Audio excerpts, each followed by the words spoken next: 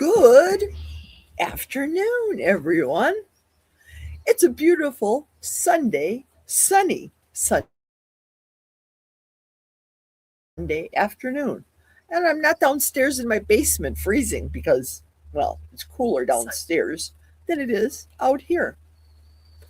I've got the handheld device. 6 people have hopped on right now, and I'm up on the deck, so we will not have the risk of the laptop overheating today.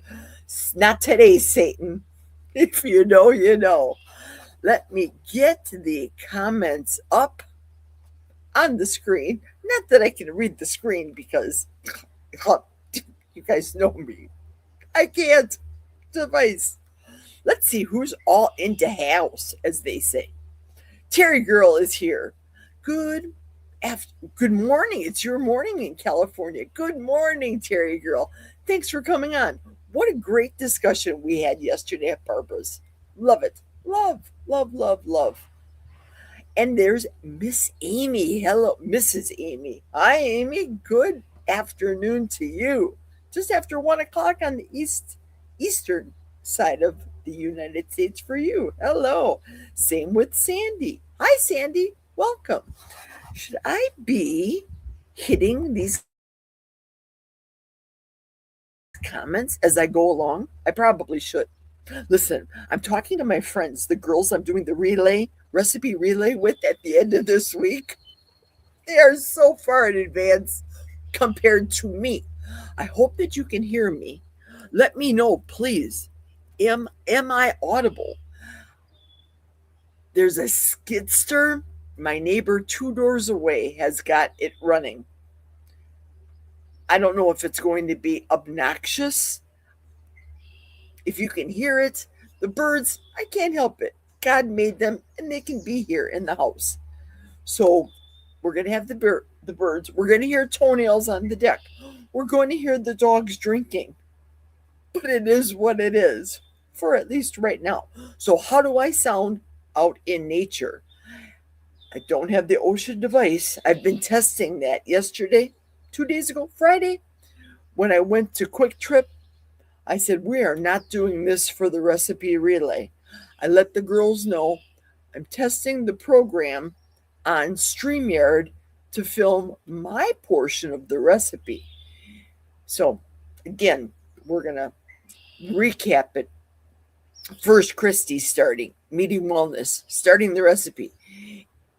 Erin's going to add her ingredient. She's number 2. I'm number 3. Amy's going to add her ingredient, be the anchor, and she's number 4. Everybody's got their videos done, except me. I'm doing mine today. I have all the ingredients because, I went to Aldi's and I got all the things. So I'm ready to go. I'm bad with these comments. Oh, my Lanta. Come on, let's go. There's Sandy. Sandy says hi. Everybody's saying hello to everybody, which I won't show on the screen. Thomas, hello. I think you're probably still in New York at the meetup. I saw the little short that you did, Thomas. Looks like everybody had a fun time. I just know, obviously, the doctors, Thomas, Lewis, I know Amy, but I don't know everybody else. I see people on the chats. So when Dustin, for example, he posted a picture from Indiana when they all went to Buffalo Wild Wings. But you know how sometimes on the screens on pictures, they will say, pictured left to right, or the person left in the red shirt is Bill. We all know what Amy looks like. We know what Dustin looks like. We know what Chandra looks like, and the Bears. We all know that. We may not know what so-and-so looks like because all we do is see them in the chats. So it would be good if anybody does a picture and say, hey, look at this. I am standing here with Amy. I knew that with Thomas. Thomas and Amy together. So just my opinion, an old lady's opinion right now. Let's keep on going with the chat. All the hellos. And Sandy is saying, I'm sounding great. Thank you, Sandy. Okay, Jerry, I gave Oh, what is Amy saying here? I have no idea. Jerry, I gave. Okay, let me get this. Trying to read this, and I got a little bit of the glare. Amy's talking about her recipe. She doesn't know what I'm doing yet for my recipe. I have my ingredient. We all know what everybody's ingredient is. So she's going to see what my ingredient is before she does her video. There we go. I think I interpreted that correctly, Amy. Spanky is here. He's saying, "How is everybody today? Cheers all." And Kelly, the Missouri carnivore. Okay, you guys, just so you know, remember yesterday I went 3 hours in, I don't know, 10 minutes, 12 minutes. I can't do that today. I have to start at 12 noon. I have to be done and over and completely have it in the can by 3 o'clock. Reason being is Kelly goes on at 3, and I can't step on him because, well, it's just disrespectful. So Kelly's going to go live. I don't know. Kelly, are you having a panel too? Because today I'm starting out my side, my story, my opinion about Risky. I'm playing with some of that technology here, so I hope things work out. I posted a video on Facebook. It's a video, and I'm hoping to be able to want to share this on StreamYard. So this is a premiere first for me. There's 13 people on right now. Okay, excellent. Amy says, I got it. So she knows, she gets it. These girls get it, and I'm sure they're doing this to me after I sent them all the messages today. Jerry, what are you doing? Why did we invite you? Why am I not successful on YouTube? You want to know why? Because I fly by the seat of my pants. I'm learning as I go along. If I look back at some of the old videos where I see, pardon my language, fat Jerry, and I see that progress that I've been in my health journey, shoot, I'm going to be an OBSer in about 2 years and keep up with Amy. This is where everybody laughs. I have to show you guys this. To me, this is funny. It's stupid, but I laughed. Here goes.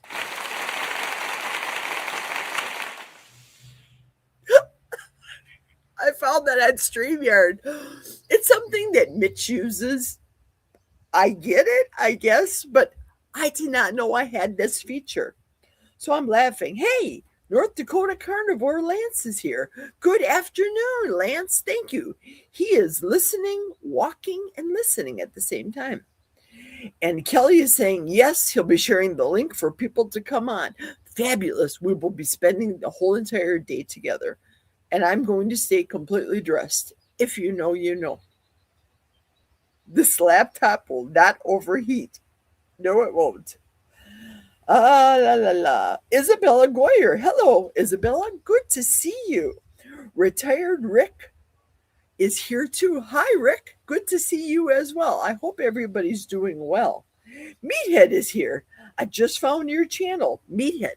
Okay, I need to remind you because you were the first male person that came on my channel when I did the Jerry After Dark. It was just as Barbara and I think Barbara probably started before me. I don't remember when I started. I did the series After Dark, meaning I would talk about at the end of my day how my day was. And I did it where I would say, I started out giving out a gift card. Who would guess the color of my bra? So I would pull out a bra, and whoever would guess it would win the gift card. And that's how I first met you, from you coming onto my live when I did it. And then Amy told me about Barbara, and I was enjoying Barbara's lives. So I quit the Jerry After Dark and joined with Barbara. And that's history. So I know who you are, Kurt. And of course, I see you on all the lives as they are. Everybody's saying hello to everybody. Yep. And Kurt says, yupper. So he's saying that's true. I'm going to step away from the chat for right now and try. Here goes technology, Amy. Get ready to facepalm, folks. start my video sharing if I can. Control or Shift S, I think. Here goes. Share screen. I hope this works. Oh my Lanta. Share.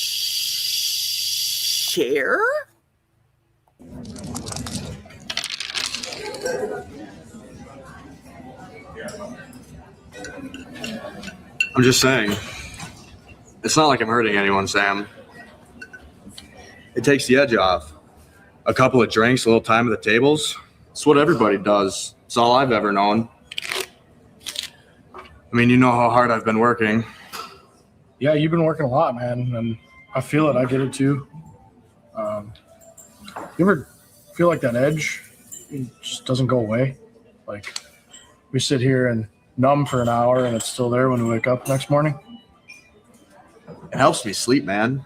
I mean, my brain won't shut off about rent or saving for this wedding. It's the only way I get to reset. It's not like there's a thou shall not for having a hobby. I mean, hey, there's a lot of things we're like allowed to do. I'm just wondering, like, is this actually giving us rest, or is it just delaying the exhaustion, the stress? It's just a tool, Sam. I know my limits. I believe you think you do, but if you need this tool to survive everyday life, like, are you really becoming the man that your fiance needs, your kids need one day? I mean, everything just feels so heavy lately. I feel like this is the only thing that's not a risk. What if that's the biggest risk in your life?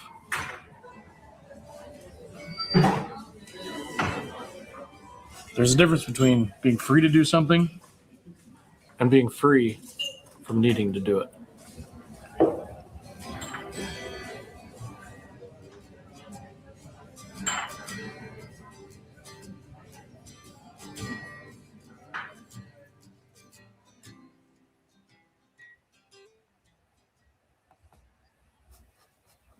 Okay, now let me try to get back here. Hi there. Was it visible? I think it was. That was my friends doing a movie about Risky. That's the series that I had started. So, before anybody asks me in the chat, let me bring the chat back up. I am not here to tell you that I am an alcoholic. I am not an alcoholic. I don't ever construe myself as an alcoholic. I have not used alcohol as a means of relaxing, trying to feel better, being able to speak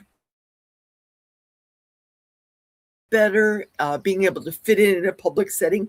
You guys see the real me without alcohol. Can you imagine what I would be like if I'd have alcohol? Well, first off, my husband knows. If I drink in excess, the clothes come off and I turn into... Did you ever hear? Did I ever tell you guys the joke? What are you in the room? If you're French in the living room and you're a Polish descent in the kitchen because you're a good cook, what are you in the bathroom? European. I turn into the French girl in the bedroom that I have to pee an awful lot. Bad enough I pee a lot because of the coffee, the water, and the electrolytes. I hope I don't lose my voice today. I've got the sippy. A couple of weeks ago, I had started this risky series. What are risky behaviors? What are some risky things that we do in our life? If you know, I'll pull up the Bible myself. I'm not going to pay attention to the chat. It's not as though I'm disrespecting anybody, so please don't misconstrue. I pulled up the Bible, and I have a story to talk about, and I'll relate it to the story and tell you where I see it in the Bible. But let's talk about Proverbs 20, verse 1. Wine is a mocker, strong drink is a brawler, and whoever is led astray by it is not wise. that is the meat scripture of the day. So a couple of weeks ago, did the old proverbial, let's open the Bible, God lead me. What should I be reading to give me inspiration for that day? And here it is. It's found in Matthew 14. I'll read it in a moment, but I'm going to paraphrase with my notes here to keep me on track. I think I'm best served on video on YouTube when I stay the course myself. That's why I can't be distracted with the chat for right now. I'll refer to it later. The story I'm about to read is about King Herod of Agrippa. Don't ask me how to spell Agrippa. I know my aunt, her name was Agrippine, and my grandmother took that from the Bible, Agrippine. Many of our names, my real name was because my mother named me after St. Gerard and St. Anne, the two patron saints of help for being a Catholic. So she came up with Anne. I don't like it. I go by Jerry. People call me Jerry, but it's not Geraldine. So let me continue on. King Harold Agrippa threw himself a big party. Oh, the music was bumping. Boom, boom, boom, boom, boom. Imagine the torch lit room of the Bible times. And the music was not like a disc jockey music. They had the mandolins and all that stuff and drums and what have you. But King Herod's party was kicking it. Like I said, the music was pumping. Everybody was having a gay old time. Not what you think. No Brokeback Mountain here, Kurt. But King Herod, as the drinks were flowing, he drew attention to himself. Look at me, everybody. King Herod had, as we remember from the Ten Commandments movie, with the women dancing for the men, that's how they did it back in the day. The men would choose their wives at that point from that, the dancing, the allure. Again, me drinking, me turning into the wife that my husband likes is different than me being out in a bar, getting drunk, carrying on, doing all the things that I should be only doing for my household and my husband, not to the allure of anybody else, no other males. That's my opinion. So the main event was this young woman dancing and doing all of her with their long hair. You know how they did it in the Ten Commandments movie with their hair like that? Mary Magdalene, when she washed Jesus's feet and dried it with her long hair. A woman's crown of glory is her hair. That's what the Bible says. So that young woman was dancing for him. And the king had an oath. I'm paraphrasing right now. I'm giving you the Jerry version of the Bible scripture. I'll read you. So King Herod had an oath, and he said that he will give her half of everything she wants because he was drunk and he got caught up in all the power and the lust and the debauchery and the depravity of the strong drink. Bible wine was different than what is out today. Same with the pills, the prescriptions, the stuff that triggers people and makes people do things. You take a pill because you're in pain. It knocks you out.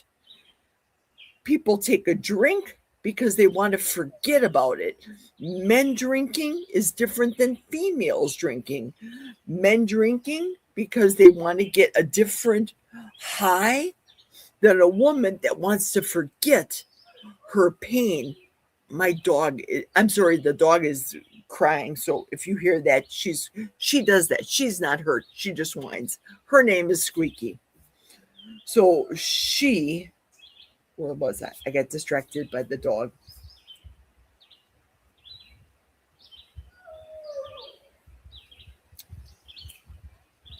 That's why I do videos and recipes from down in the basement, you guys. So, what did that woman ask King Herod to do? That's found in Matthew 14. So, here goes the reading part of the Bible right now. Matthew 14, start right at the top. At that time, Herod, the tetrarch, heard about the fame of Jesus, and he said to his servants, "This is John the Baptist. He has been raised from the dead. That is why these powers work in him." For Herod had seized John and bound him and put him in prison for the sake of Herodias, his brother Philip's wife. See what I mean? Philip's wife, dancing, daughter. See, I told you the Bible has juicy stories. You don't need soap operas. Pick up the Bible. You want to read some stuff? It's all in here. Because John said to him, "It is not lawful for you to have her." And though he wanted to put him to death, he feared the people. They held him to be a prophet. But when Herod's birthday came, here's the birthday story. His birthday came, the daughter of Herodias danced before the company and pleased Herod. See what I mean? Hussy, she lured him. Herod was drinking. He was drunk as a skunk. So that he promised with an oath to give her whatever she would ask. Prompted by her mother, the saga continues. Here we go. Prompted by her mother, she said, "Give me the head of John the Baptist here on a platter." And the king was sorry, but because of his oath, king said it, it was his oath. He and the guests he commanded it to be given.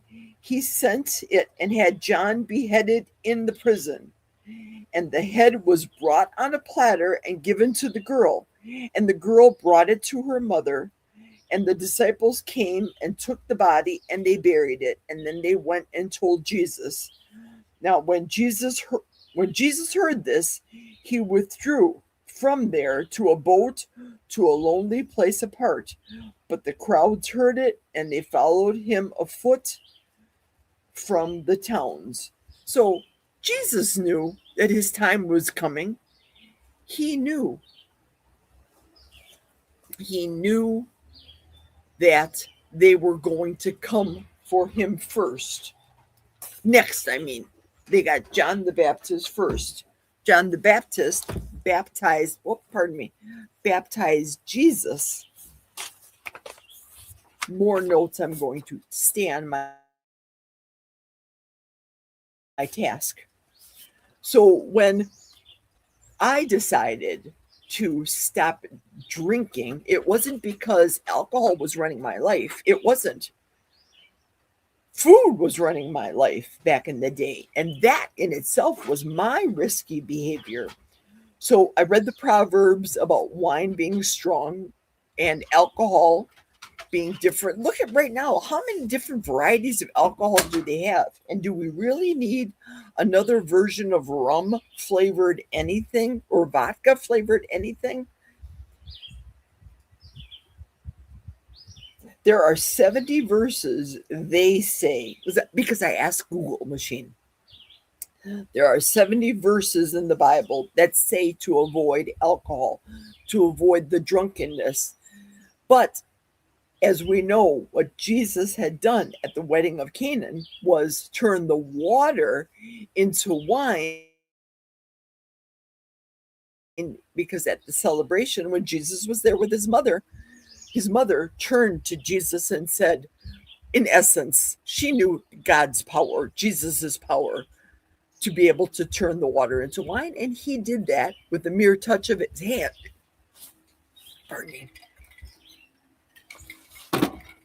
I think I'm aspirating whatever's flying in the air.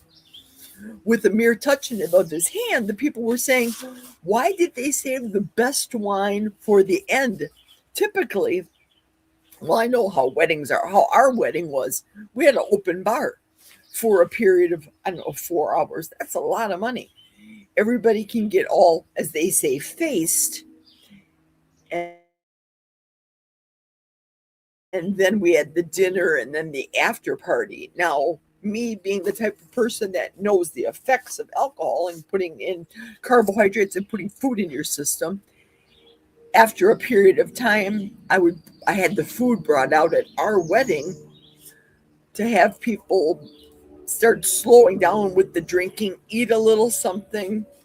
Otherwise, it could be just dire circumstances. We know what that's like. So we had a little buffet, and then the party continued.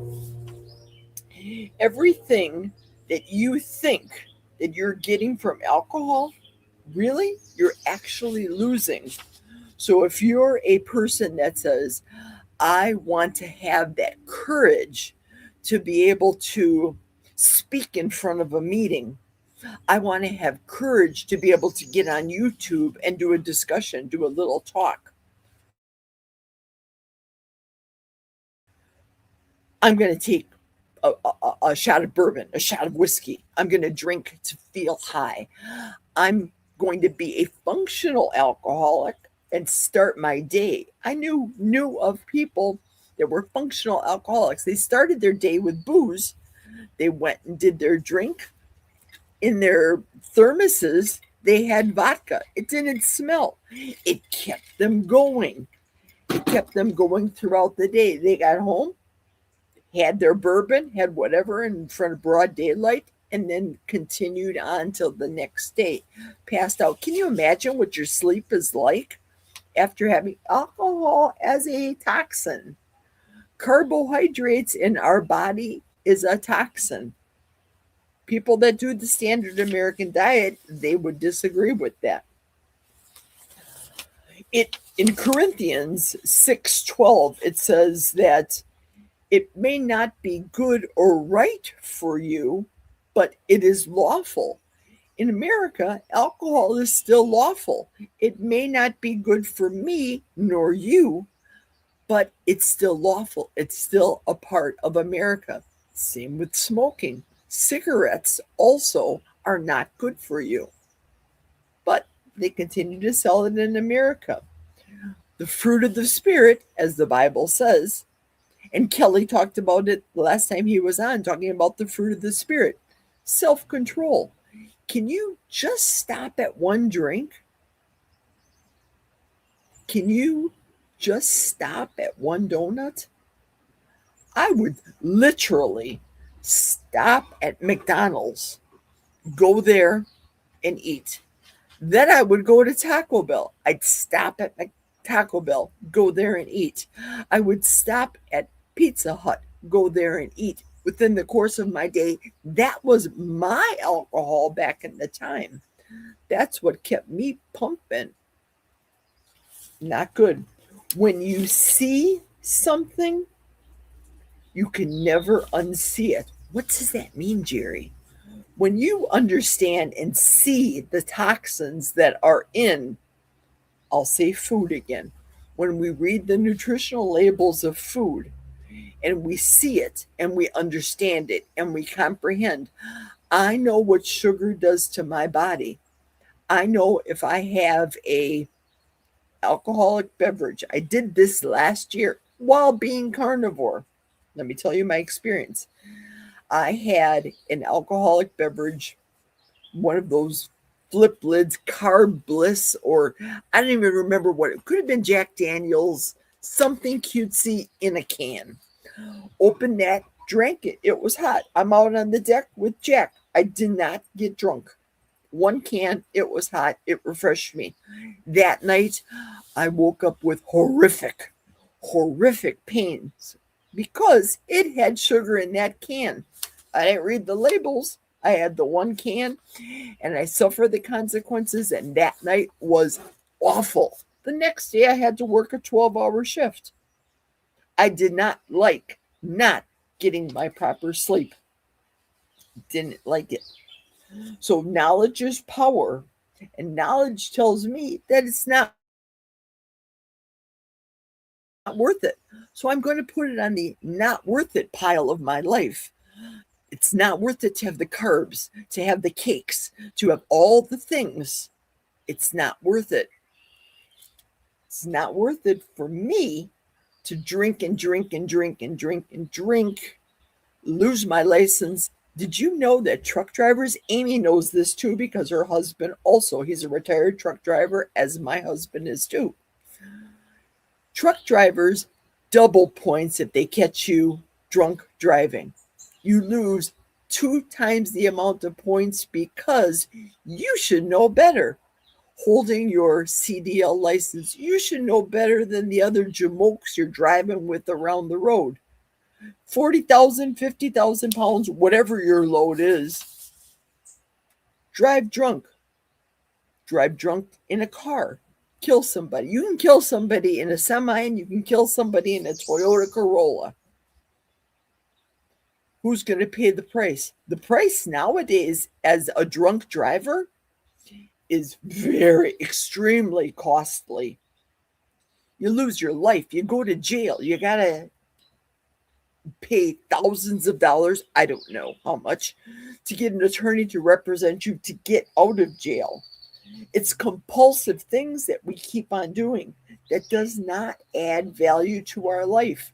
When I was looking up statistics to be able to do this live today and looking at only the state of Wisconsin, because that's where I live, there are 10 counties in the state of Wisconsin that light up the entire United States map. 10 of the counties' biggest offenders, Wisconsin is, for alcoholism and the effects of alcoholism. A lot of them are up north where Jack and I live right now. And it's very evident at work because that's all these people can think of. Jerry, when I first started, Jerry, you going to go out to the bar with us after work? This is 17 years ago. My mindset back then, I was a drinker, not a drunk. My mindset back then was, oh, hail, no, I'm not doing it. I'm not getting caught up with it. I'm not getting caught up with these people. I don't want these people in my home. I will not entertain the thought of being a drunk and staying out of my home because now I'm opening up an avenue for my husband to say, where the Sam Hill have you been all night? You're out drinking with these people at work. Shouldn't you be at home taking care of me and the dogs? What kind of disrespect would it have been if I would have got sucked into that whole bar scene? That's why I'm considered an outcast at work. I'm quite opinionated. If you haven't figured that out, folks, you know I am. Now, looking at my notes again, what could my life be if the alcohol would not be in my life to keep me from being productive? Again, being a functional alcoholic, there is such a thing. I can tell you stories. I can't give you names. And anybody in this chat knows the names of the people. Here comes a Piper Cub above me. They'll be landing on the lake soon. None of the people that are in the chat know about the people in my life. I can only give you examples. I can tell you that I was married to a functional alcoholic. And I can tell you that he had defiled the marriage bed by pulling a King Herod in our life. I poured tons and tons of alcohol, beer, whiskey, you name it, down the drain. Jack and I transported liquor from our liquor cabinet in southeastern Wisconsin. It's still in our cabinet today. Does liquor go bad? I don't think it does. Do we drink it? Absolutely not. Do we have it? It's down there for sure. Let me show you something here. This is a prop. I didn't think about it until now. We had in the cooler right next to me, this little cooler, this Miller Lite can here. As you can see, it got frozen over the winter from last summer. There's 3 of them down here. Jack calls it skunky beer. When beer gets bad, what's the expiration date of this? Okay, this is really skunky. I don't know what the code says, but I don't think it should look like this. If people want to come and drink in our house, they can. But don't become poop faced. Ooh, I almost said it. Don't become poop faced. And as Jack and I say this, Jack says this, he started me with this saying, your problems cannot become my problem. If you're going to be an alcoholic and you want to entertain yourself, your problem of alcoholism cannot be puke on my floor. You will clean it up. You will respect our household.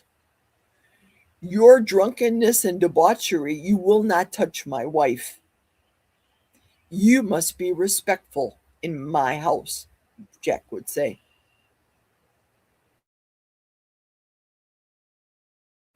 I don't expect anything out of anybody else that I don't expect out of myself. Alcohol is a toxin. As I said, it's inflammatory. They say, whoever they are, that you have a cancer risk with alcohol. What blew me away was Alzheimer's. And I don't know a lot of the technical studies. I asked Google and AI a whole lot of things. We have an Alexa, and my phone has a Google, and I ask it a lot of questions to get a lot of the answers. I'm not saying it's the Bible, it's not the be all end all, but I found out this statistic that in 2018, and I bet you George will know this. George says he's coming on to the live. So here goes. In 2018, that there was a study in France where they studied 33 million patients about alcohol and alcohol abuse, and that there's an increase more than likely for an increase in Alzheimer's for people that are alcoholics. Mental health, self-medicate, an increase of mental health issues with alcohol. There was mental health issues for me eating food and eating in my car and eating by myself, and even when I was smoking. And I told Jack that I quit. I'm downstairs in our walkout basement smoking away. He knew I was smoking. I thought I was getting away with it. Imagine the people that are drinkers, that are closet drinkers. I'll just stop for a quickie, or I'll just pour the vodka in my juice glass, or Stanley. They'll never know. They can't smell it on my breath. I could smell it on my ex-husband. It is what it is. I was shocked when I got that call. Jack and I were pulling into the Mayo Clinic parking lot, and I was shocked when the police department called me and asked me questions about my now deceased ex-husband when the last time I saw him, because somebody did a health check on him. They haven't seen him around. And why are you calling me? I haven't seen him. We haven't been married in 40 years. It was such a length of time. So it sends me back to that place when I remembered being abused verbally, mentally, physically, all the things. So you hide the bruises. You hide, you don't say the things to your best friends, what's going on. Your best friends know. They can figure it out. Your friends can figure it out. If you're smart and you watch and you listen and you decipher, I can go to the resort in Florida with my husband and not have a bruise on my body. I can go on the World Wide Web without sleeves and not worried about the jiggle and show you my arm is not full of bruises. Imagine the women that get berated and spoken down to and said that they're not worthy?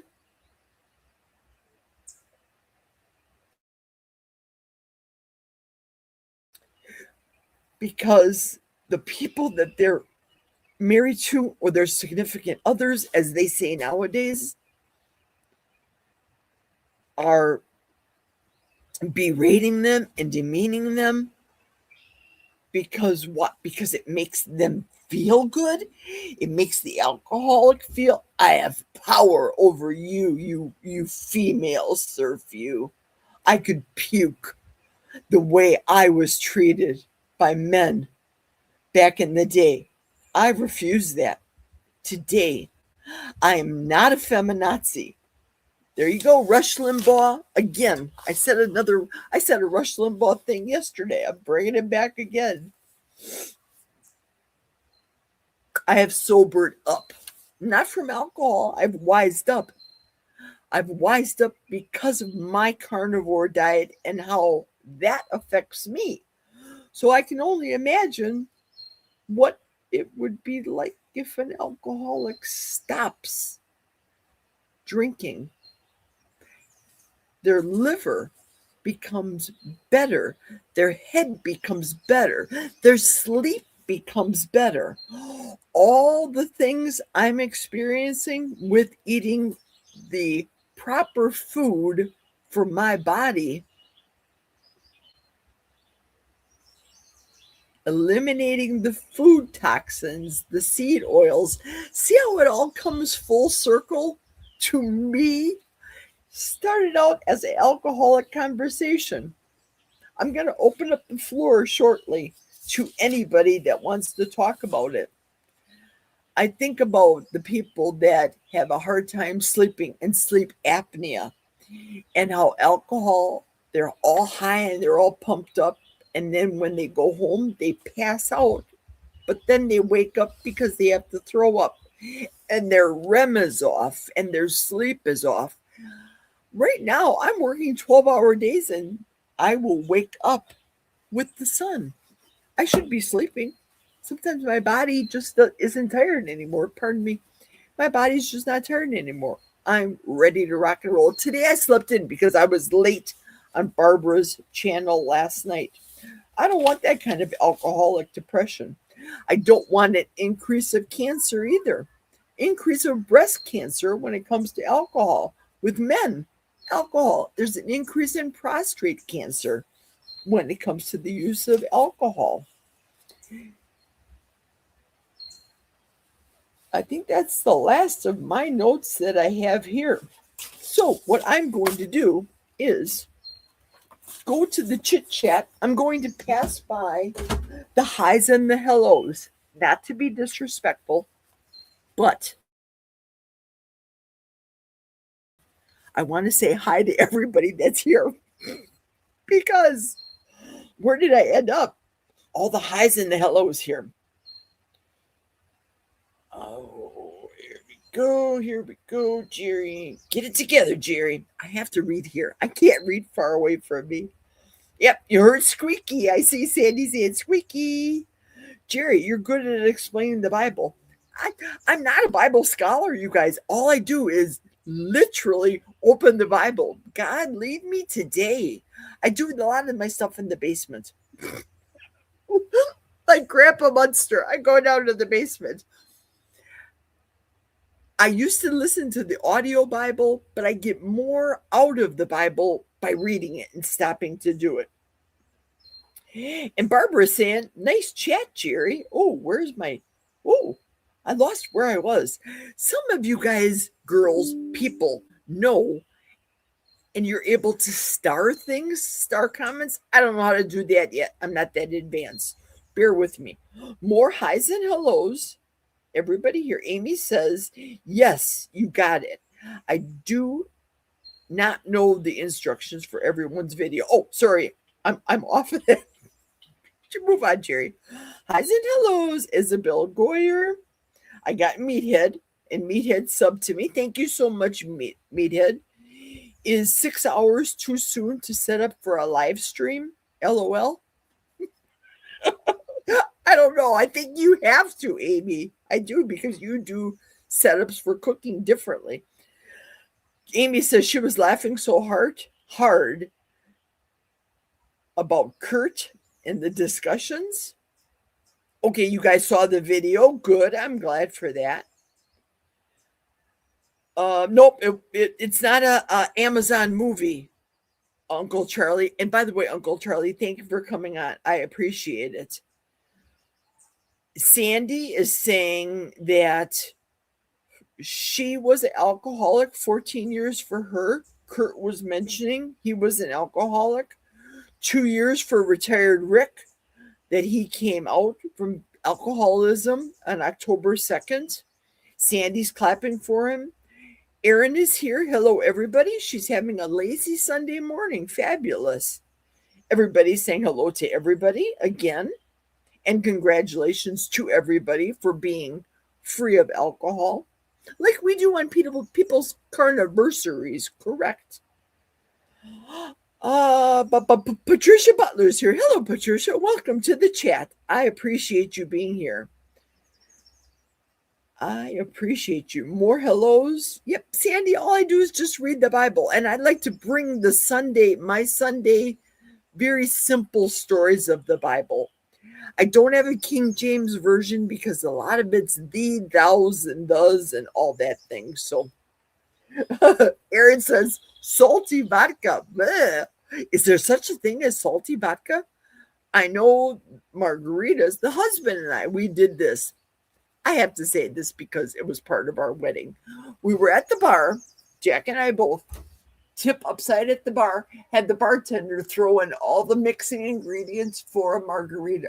It's called upside down margarita, by the way. Do that, throw in all the things, got the lime ready, put the salt shaker, get the lime, squeeze the lime, pull, and suck. We did that at our wedding. I think we have it on video. I don't know. I haven't watched the video in years. It's on a DVR. Or the video. The old-fashioned videos. You guys know what I mean. I don't know what I mean. That's what we did at our wedding. Jack ordered 2 cases. Jack used to drink when we'd go out to drink. He used to drink a full case of Old Style. That's the Chicago beer. That's what they drank in Chicago. So he thought he'd be drinking a lot at his wedding. It would be hot. It was horrifically hot at our wedding. Super hot. And here I am in the long dress sweating. He was sweating. If he drank 2 or 3 beers out of 2 cases that he ordered, that was a lot. He had water the majority of it. It was too hot to drink at our wedding. So neither of us were faced. You fill out the blank, fill in the blank. Neither of us were faced at our wedding.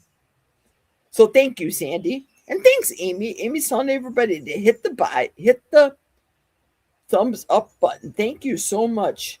Even though my husband is retired, as long as his CDL, he is still active and he falls under the more restrictive laws.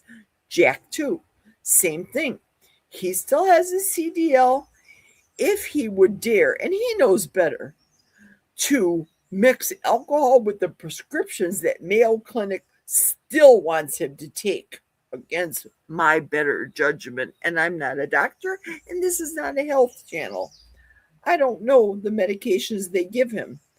Are they working? I would beg to differ.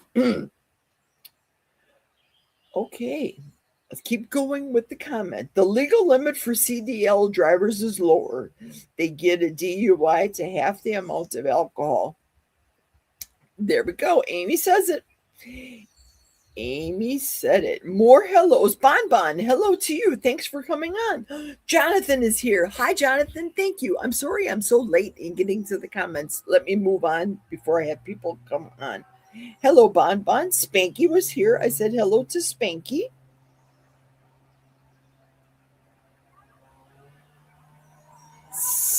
Donna is here. Hello to you, Donna. I appreciate you being here. And Kurt is saying that he's self-medicated, diagnosed bipolar, did speed, used it to sleep. All that nonsense is done and is over. I took diet pills, so that's the same as speed. Same thing. Done. I don't need any of that shenanigans. I am high on life.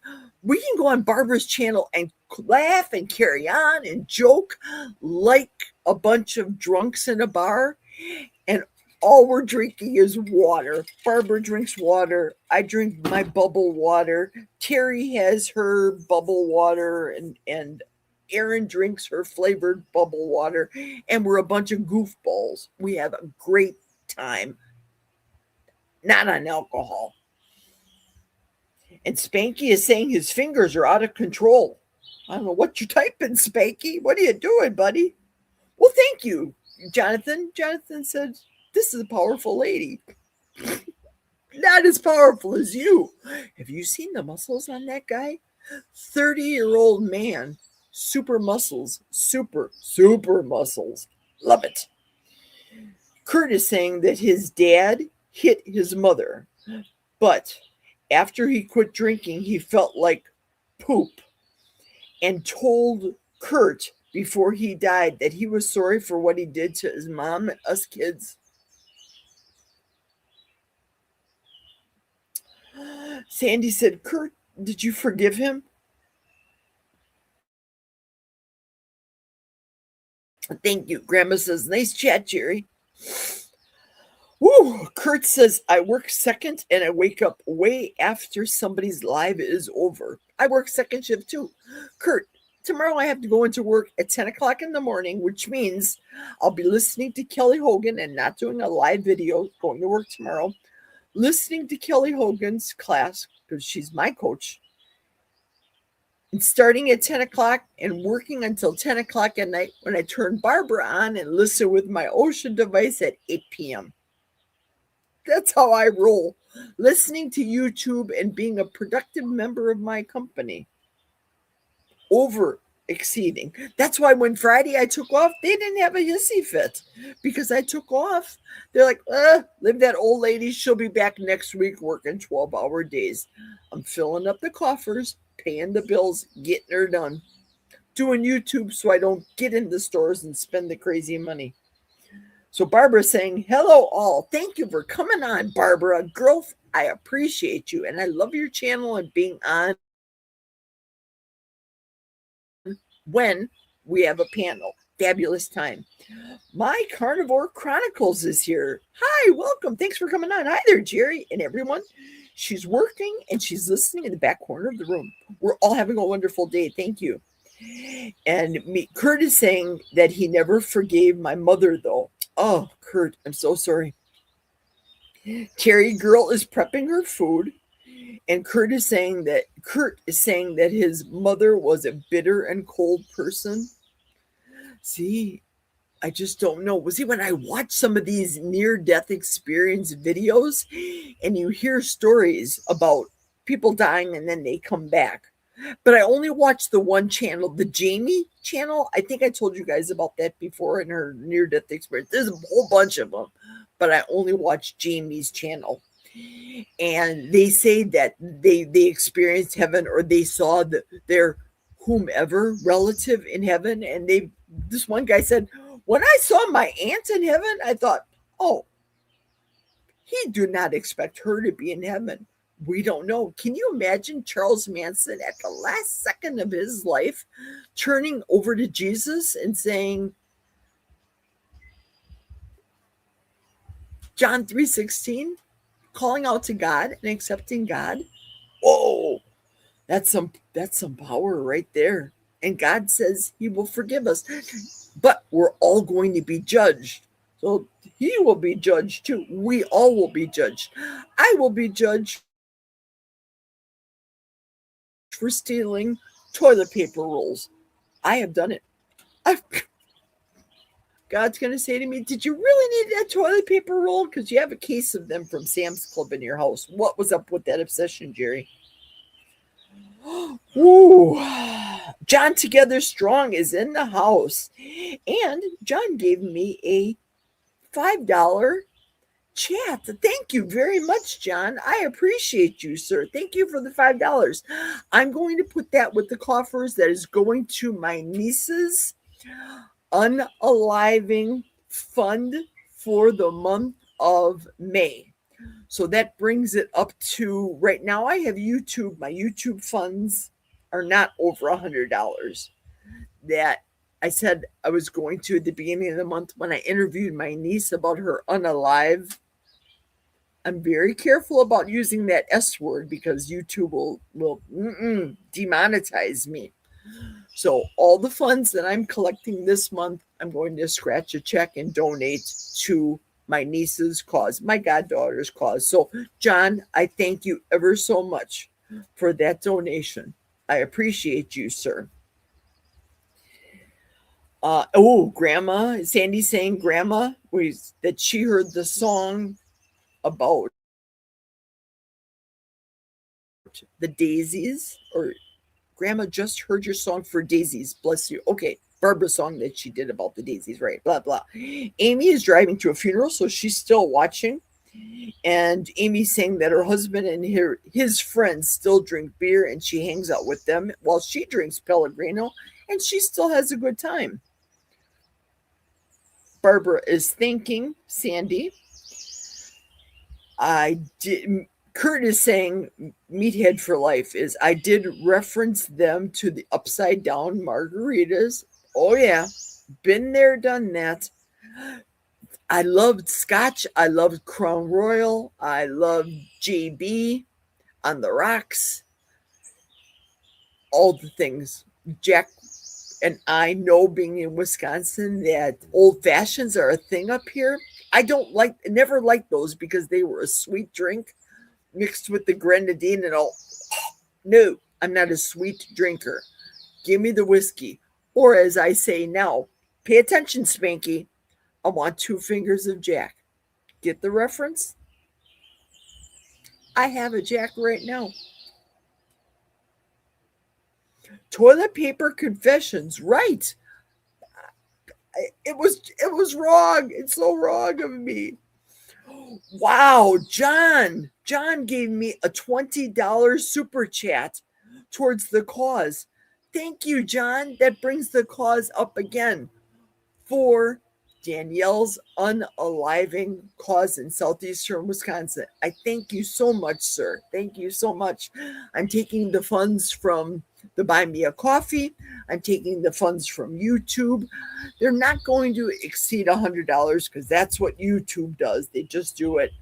But I'm going to look at all the monies that I've collected from the different causes. And somebody actually sent me a check to my house for the cause. So I'm putting that all together and sending Danielle monies for the unaliving cause that she does. Thank you. Thank you. Thank you, John. I appreciate it. Oh, Jerry, it's about Bill Knott's Cat Daisy. Oh, I was referring to the song that Barbara had in her video as she was going through the field with the yellow flowers. That's what I was referring to. I know what you speak of right now, Sandy. I did not listen to that song. I was watching the video and bawling on my way home yesterday from church. I thought, oh, okay, I'll turn on Barbara's video. I can listen to it on the dash because I'm not watching it. And she doesn't have any animals in her video. You guys know the reference. So I listened to that and I had to stop a couple times because my eyes were filling up with water because I was getting emotional listening to her video. Lynn is in the house. Hi, Lynn. Hello. Hello to you. Meathead is saying he is a bourbon lover. See? Whiskey. What time is Kelly going on? Uncle Charlie asks. 3 o'clock. 3 o'clock Central Time, meaning in 2 hours and 2 minutes. Oh my goodness. I lost this chat completely. Meathead. Kurt gave 10 Middle of the Forest gift memberships. Kurt, thank you so much for that donation. That's fabulous. Thank you so much. I appreciate you, sir. How wonderful. Let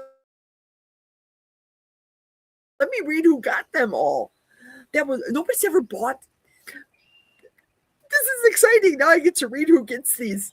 Grandma gets a membership. Hooray, Grandma, you're a member of my channel now. And Sandy gets a membership, and you get a membership, and you get a membership. I feel like Oprah. If you know, you know. Beth Katzenberger, you get a membership. Tanya gets a membership from Kurt. Everybody thank Kurt. Thank you, Kurt, for the membership, sir. Thank you so much. That is going to the cause for the unaliving Danielle's nonprofit down in Southeastern Wisconsin. I appreciate you. 1985, RB gets a membership. Tanya gets a membership. Juliet Edens got a membership to my channel too. Welcome. Aaron gets a membership. Thank you to Kurt. Lizzie gets a membership as well. Brad Gross, you get a membership as well. Kurt, extremely generous of you. Thank you. Kurt and John Together Strong. I appreciate you gentlemen for your donations. Thank you so much. Cool beans, says Terry Girl. Patricia is saying that she watched Bill's video this morning and was glad to see the video, but was so sad about Daisy. I don't know the story. Nobody spoil it for me. Please, nobody spoil it for me. I have to watch the video after Kelly's video. Oh my goodness. I have to invite you. George, I hope you're still awake and up. I know you're still up, but allow me to copy this stream. Come on, Jerry. Lame-o. Copy it. I got it. You can have 10 people on the screen at once. That's the benefit of paste a comment. That's the beauty of StreamYard. I guess. Let me hit it. And everybody that wants to come on, whoever you are, come on down. I can have 10 people on the screen, meaning 9 of you guys. And there's 19 people right now on the chat. And I've been talking for an hour. That was too much. I told George, I'll probably talk for about 20 minutes or a half an hour. I'm bad with the chats, keeping up. Bad. A lot of Cat Chronicles lately, it seems. So when people start coming on, because I'm the type of person that's a truth slayer, like Barbara, I tell it as it is. The first person that comes on is going to have to hold this live while I run into the restroom, because bubble water happened. And coffee. I thought I eliminated all the coffee first. I am coffeeaholic. Against the Grain entered the studio. So let me get you on the screen again and let me know what your name is. Hello and welcome. I don't know who you are and what your name is. How are you? You know who I am. Oh, that's Kurt. Why are you against the Grain? Wait a minute. I don't pull grains. I get it. Hi, Kurt. Hi. Thank you so much for coming on and for the 10 memberships. Thank you. Pleasure. I just wanted to pop in and say, yes, I do. I do make lives appearances every now and then. I pop in, I pop out, sometimes at work, sometimes at home. It's when I got a minute. Fabulous. It's great to have you. How's your weather treating you? Well, I mean, it's going to be raining, but the wife's, I had to get the grill ready. I fired up the grill the first time this year. Just went out and got 100 pounds of pellets. So I'm happy.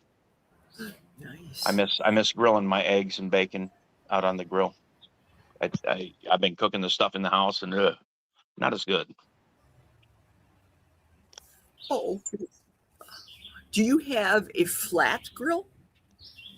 No, I use a pellet grill. I don't use, if I have, like, you're talking like a Blackstone, and I really don't like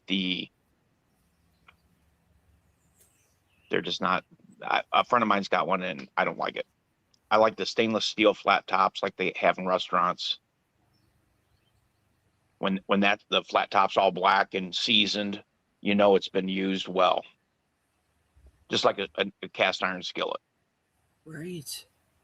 Right. I've never gone to that extent myself. And here in the middle of the forest, I have to always be careful because I don't want the sparks to light Right. up the forest. We don't have a fireplace in our house. You would think I do, but I don't. Wow. Wow. So you use propane or? Yes, propane, big propane tank, and Jack will buy the propane in advance, and then we Right. just take it. They take it and they fill it at will. Right. And you get a better deal when you buy it in advance. And now it's super expensive, of bet. course.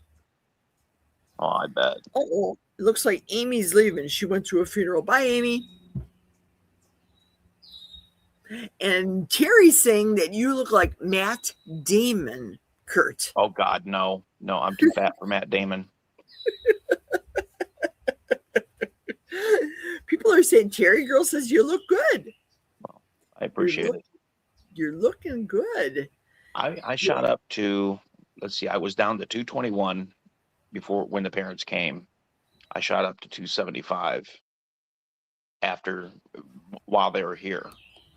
And today I hit exactly 240. So I'm way back down. Yeah. I've lost 35 pounds in a couple months. Fabulous. Yeah. The highest you've ever been, what was the highest weight? Over 300. Yeah, I was 363, according to Mayo records, when I had hurt my shoulder and got shoulder surgery. I don't think I was ever that heavy, but I felt like crap. Yep. Luckily, I quit drinking. I probably weighed more than what I think because I quit drinking. Was it? I think 4 years before I started carnivore, and I lost a bunch of weight then. Because you know how it is when you quit drinking, you lose a lot of weight. Right. So what's it like living in the middle of a forest other than being able to suntan? Being a city girl, I miss the amenities that the city offered. The fact that we lived relatively close to shopping. I could go to the grocery store in 5 minutes. Now it takes me 45 minutes to drive to the grocery store because I have to watch out for deer. Depending on the season, wintertime, Right. It's always less. I love it. I love the peace. I love the solitude. We live on a lake. It's called Salisbury Lake, Okay. like Salisbury Steak in northwestern Wisconsin, 40 miles north of Eau Claire proper. But the people up here, Kurt, something, too many chromosomes, something's missing up here with these folks. I don't relate to them at all. I relate to the YouTube family and people that I share the same experiences with. I don't want these people in my house up here. No. Well, that's the same way. The people I work with, I don't want them knowing where I live. Nope. I mean, part of it's got to do with my wife, but I am a private person. There are a couple YouTubers that know where I live, and one of them's Jeff from Carnivore Talk.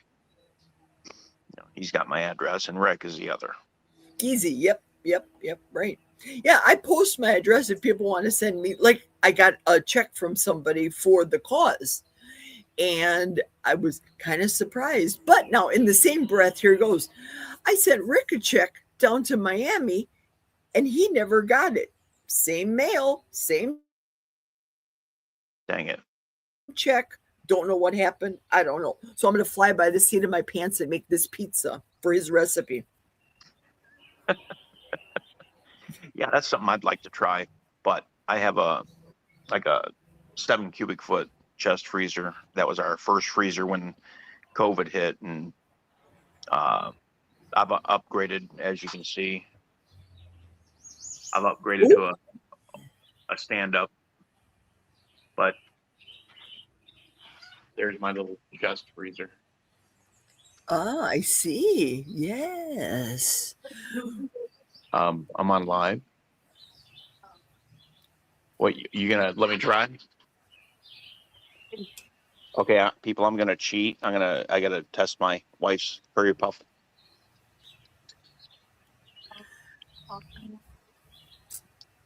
Okay. What'd Oh, but yep. she make? Tell us. What'd she make? She's making curry puffs, and I had to taste the filling, which has got some potatoes in it. But it's spicy enough, it's salty enough, and very tasty. It's a whole food. That's what I look at. You can read the ingredients. It's a potato. There's nothing to read. It's a whole food. But I'm against the grain. I don't take starches because starches turn to sugar. I am a type 2 diabetic. I've reversed my type 2 diabetes. In fact, I was down to 5.9. And then after my in-laws came, I had my blood checked after they left, and it was up to 6.0 after, I think, 6 to 8 months of them being here, eating shit food. Sorry, pardon my French. That's okay. But it's basically worthless. And now I got them, they adopted that phrase, food. But they still eat it. And then my father-in-law wants to take supplements for his joints, and I told him all you got to do is eat proper, clean up your diet, stop drinking, and stop eating all the starches. But they won't. So you can lead a horse to water. That's right. So true. And that's all they know because of what they see on TV. Do you remember the Crisco oil commercials back in the day with the mother? Not Crisco. It was Mazola. That's it. And the mother of the Brady Bunch would be on there talking about extolling the virtues of using that oil. Oh yeah. Oh, gross. And now just I can imagine what that felt like on the top of the roof of my mouth. That oil never leaves you, not like butter. Butter leaves you. That Right. oil stays on your teeth. And of course, dentists will say to carnivores, your teeth are wonderful. You have good oral health. People on the standard American diet, not so much. That's funny because I had my teeth cleaned 5 years ago, 6 years ago, and you would expect me to have problems. So I'm going to, once I get dental insurance through work, I'm going to go to this dentist and see what they think, and I'll get their word. But I'm going to be honest with you. I brush my teeth with water. I don't use toothpaste. Mm-hmm. Terry commented that women will always trust the man to be the taste tester. Remember, I don't, well, you probably didn't see this. My husband leaves me a note saying that my food sucks. Ever since I've gone carnivore, you suck. You're not the same cook you used to be. You're terrible. Don't cook for me anymore. You're awful. It's just easier to make him eggs, an omelet, throw cheese in there. He still has the standard American diet tastes and things that he wants, but I'm not going to fight about it. So if he wants a hash brown, I'll make him one in tallow oil. I'm not going to eat a potato, but I'll twist it so that it's better for him than having him go to McDonald's and get that hash brown in seed oil. And driving 20 miles, 10 miles to Bloomer to get a fast food meal that costs $18 to come home 10 miles in his truck that goes 12 miles per gallon. Make it make sense. It doesn't make sense. You're hungry? I'll make you a burger here at the house. Oh, I think it costs me $4 total with the good meat grass-fed for him and the dogs. No brainer. You know what's funny is because over in Southeast Asia, they use seed oils like it's water, and everything that's fried is fried in seed oil. So when my wife was making stuff for Chinese New Year, she wouldn't use my tallow. She wouldn't use my tallow to make some of this stuff for Chinese New Year. And then when I told her, I said, we're not buying any more of that crap.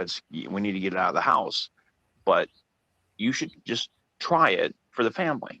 And they tried it. Even my in-laws said, this is so much better. It's so much better. And then my wife today, because I've been bringing up my tallow a little bit because I fry my eggs in tallow instead of butter. And she used the last of my little jar of tallow, and she says, you got any more? I need to use it for the curry puffs. I said, you're more than welcome to it. I went downstairs and grabbed it. You know, little changes. You know, she's not changing her diet, but she's, you know, making improvements like that. That's fine. Mm-hmm. I'm happy. Did you notice too, coming off of the seed oils, and that, shall we say, phlegm feeling in the back of your throat has gone away? I don't know. I didn't necessarily eat so many fried foods. I ate convenience stuff out of the store, like burritos. I had bleeding gums. The whole spiel. But the one thing that did change when I changed my diet is I would wake up in the middle of the night choking because I couldn't breathe. And I would freak out because I just couldn't breathe. I couldn't take air in. I couldn't exhale, nothing. And it would take me a couple minutes. And then I learned how to calm down and relax and then slowly take in some air. That doesn't happen anymore. Doesn't happen at all. Were you diagnosed with sleep apnea? Jack was too. My wife thinks I had sleep apnea. I wouldn't go through it. I wouldn't go through the sleep test. I didn't have insurance, and I knew this is why I changed to carnivore, is because it was, I had 1 foot in the grave, 1 foot on a banana peel. It was a do or die thing. So yeah, when my cardiologist prescribed Ozempic for me, I knew it was time for a change. Mm-hmm. Yep. My cardiologist had told me after I had the heart attack at my second shift job, I'm having a heart attack. And I know I'm having a heart attack because of my medical profession that I was in. And I come home and I say to Jack, we need to go to, or maybe I called him on the way home. I think I called him and said, I'm going to pick you up. We need to go to the Mayo Clinic. I had a heart attack. And of course, he's probably thinking, what, the Sam Hill? What is up with that? Now, I left this on the screen because this is how I can relate to the salt. Jack used to, back in the standard American marriage diet we used to have in southeastern Wisconsin, he used to put a lot of salt on his food. Morton salt was the only kind. The little girl with the blue umbrella, blue container. And now I'm probably using 4 times the amount of salt I used back then, but it's not Morton's. Do you use more salt, Kurt, yourself?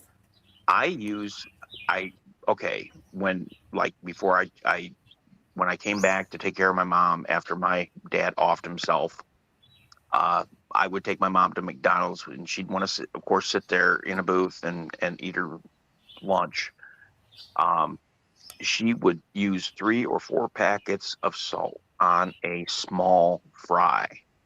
She would eat about, 4 or 5 fries, and then she'd say, here, take them. And I one time I took one, and it was so much salt, it was nasty. Now, I use, for like 11 eggs, I use about a teaspoon of salt. And I just liberally, like for my roasts, I liberally sprinkle. I got the Diamond coarse salt. I changed from Redmond to Diamond kosher. I took Saladino's advice because I knew Redmond has traces of lead and other metals in it, but I don't know. The taste is different. I like Redmond because it tastes better, but for the hard metals and whatnot, I think it's healthier, a wiser choice to use the Diamond Kosher. Because it took me And over you a can year. hear the crunch even in Redmond. I still use Redmonds myself. Oh, I miss that. Yeah, I miss that. When I get to the bottom of my water and I start getting crunchies. Yeah. Yep. I use Oh, salt in my water every day. me too. Yeah. I want to say hello to Rick that came on and Hey, Christy. Rick. Hi, everybody. Welcome. I'm glad that you guys are here. I'm just periodically hitting the comments as we're talking. So Great. please continue on. So I give you a little insight of my past. Is I grew up my divorced parents, and I had tasted my first beer when I was 2 years old. My mom divorced my dad because he was a wife beater. He was an alcoholic, and he was a scrapper. The town I grew up in, the cops were scared of him because one time when he was beating the crap out of my mom, the cops got called, and it took 5 of them. He was smaller than me, and it took 5 of them to take him down. But as years went by, I would hear my mother would always constantly tell us kids, "You're just like your dad." How is that fair? How is that fair when he didn't raise us, and you tell us we're like this, and it in a demeaning tone, and we hear that our whole life. So, anyways, all kinds of family issues. I just, I guess, make a note that because you're talking about Charles Manson, my brother was in prison with Ted Bundy, the same prison. And his brother is the one that lived. And he's a piece of junk, just like my full-blooded sibling. I don't know what they call themselves now, other than an atheist pastor or whatever. So, yeah, I come from a family that's FUBAR. And I always thought that, I'd have these problems. I'd never go anywhere or, amount to anything. And here I am. I've got a good job. I am select with the people, like my friends circle. But because I've changed my lifestyle, and the brain fog's lifted,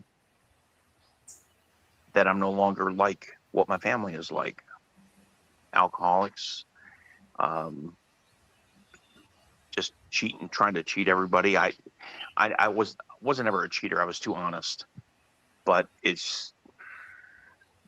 I always found ways to medicate, put it that way. I no longer depend on that. The only medication I need is meat and eggs. Right now, it's eggs. Anywhere from 10 to 20 a day. Wow. And see where that takes me. I can see if I can survive on that. The perfect package, right? Yeah. Yeah. And when I first started this journey, people were put off by me.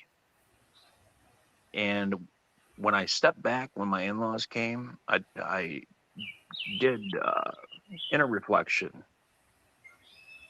And then I got blessed with this job. Just everything fell into place. So I took a step back, and here I am. I don't have any ill will towards anybody. And I understand that, people are going to falter. Nobody's perfect, even me. It's coming off of, I was so, how to put it, bullheaded that this is the only way to live. And if you start it and then you go off plan, and then there's no reason why you can't go back. Well, I can tell you personally, I experienced it. It is a PETA. It's no different than if I was to go back to drinking. I know what would happen. I can't drink because it makes me want to vomit. But with carbs, cereals, burgers, pizzas, whatever. If I was to go back that way, it was a pain coming back. It was. So Do you have animals in your house? Do you dogs, cats, etc.? We do have a dog that we adopted. My neighbor back in Malaysia had this puppy out in his driveway for weeks in the heat, no shade.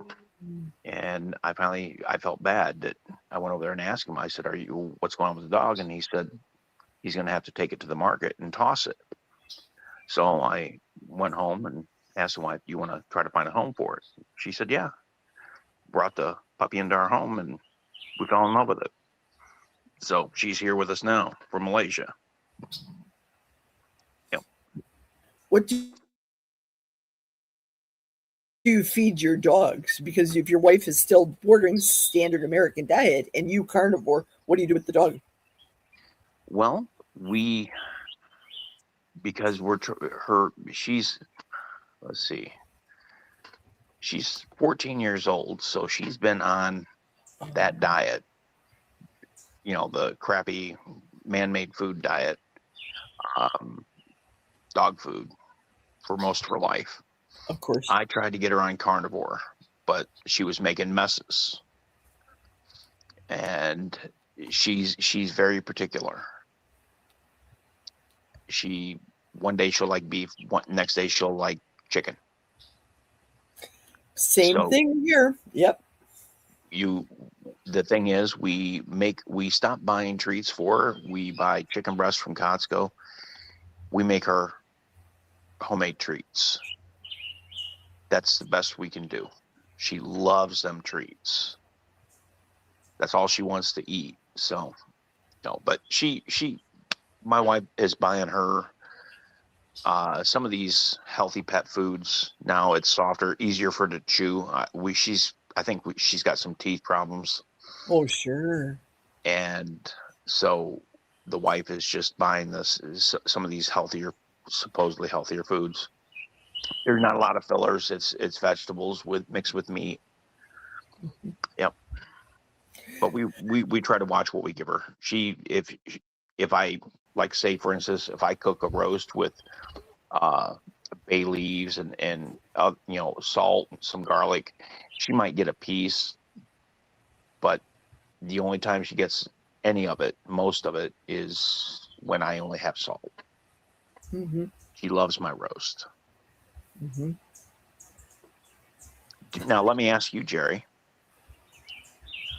have you ever tried what do they call that? Where you salt you thaw a couple steaks and you salt them. Do you leave them out to air dry for a day or two? In the refrigerator or out on my counter? And my counter, to take it from a frozen state, I'll put it on the counter.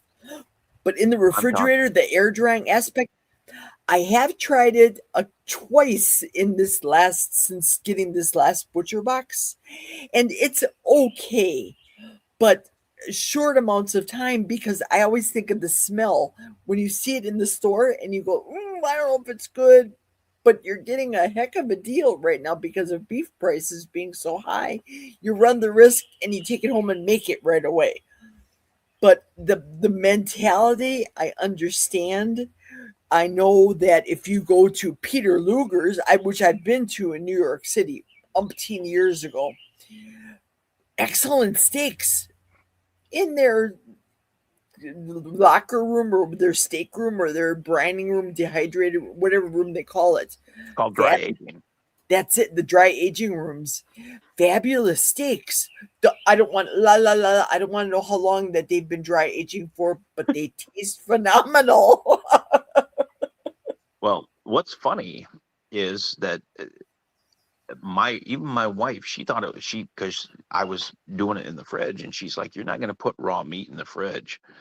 So a couple of times I left it out on the counter, and then she would have a bite, and she says, "Wow, this is really good. This is like one of the best steaks." I leave it on the counter, and we're talking, it would be 60 degrees out.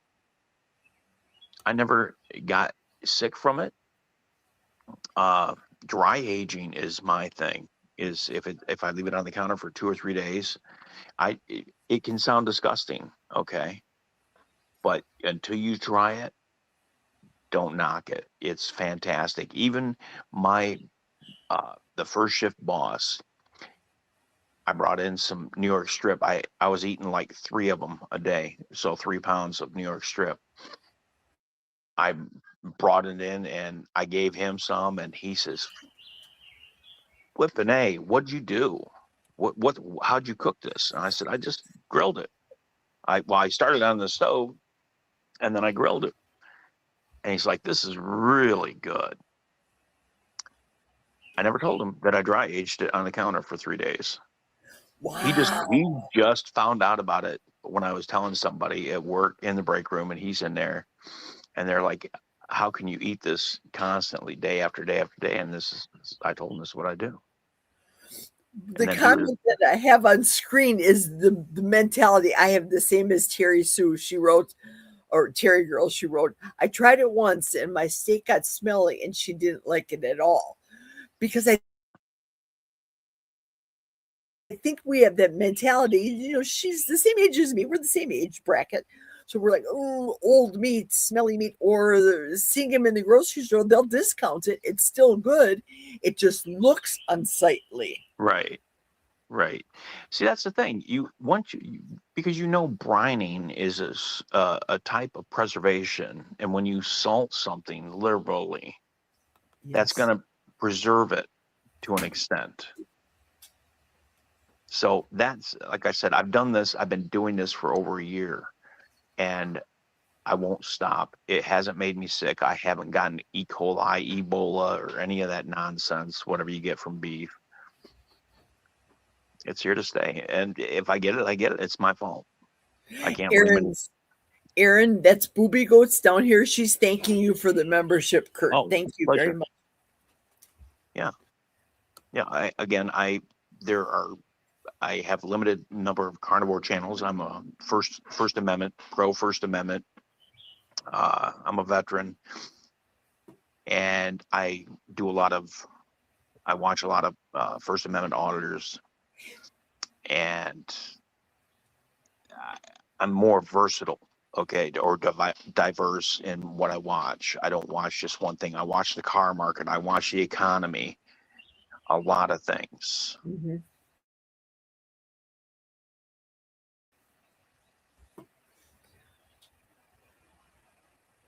Oh, you're frozen. Kurt, come back. You're frozen. I sound like Rose and Jack on Titanic. Come back, Jack. Come back, Kurt.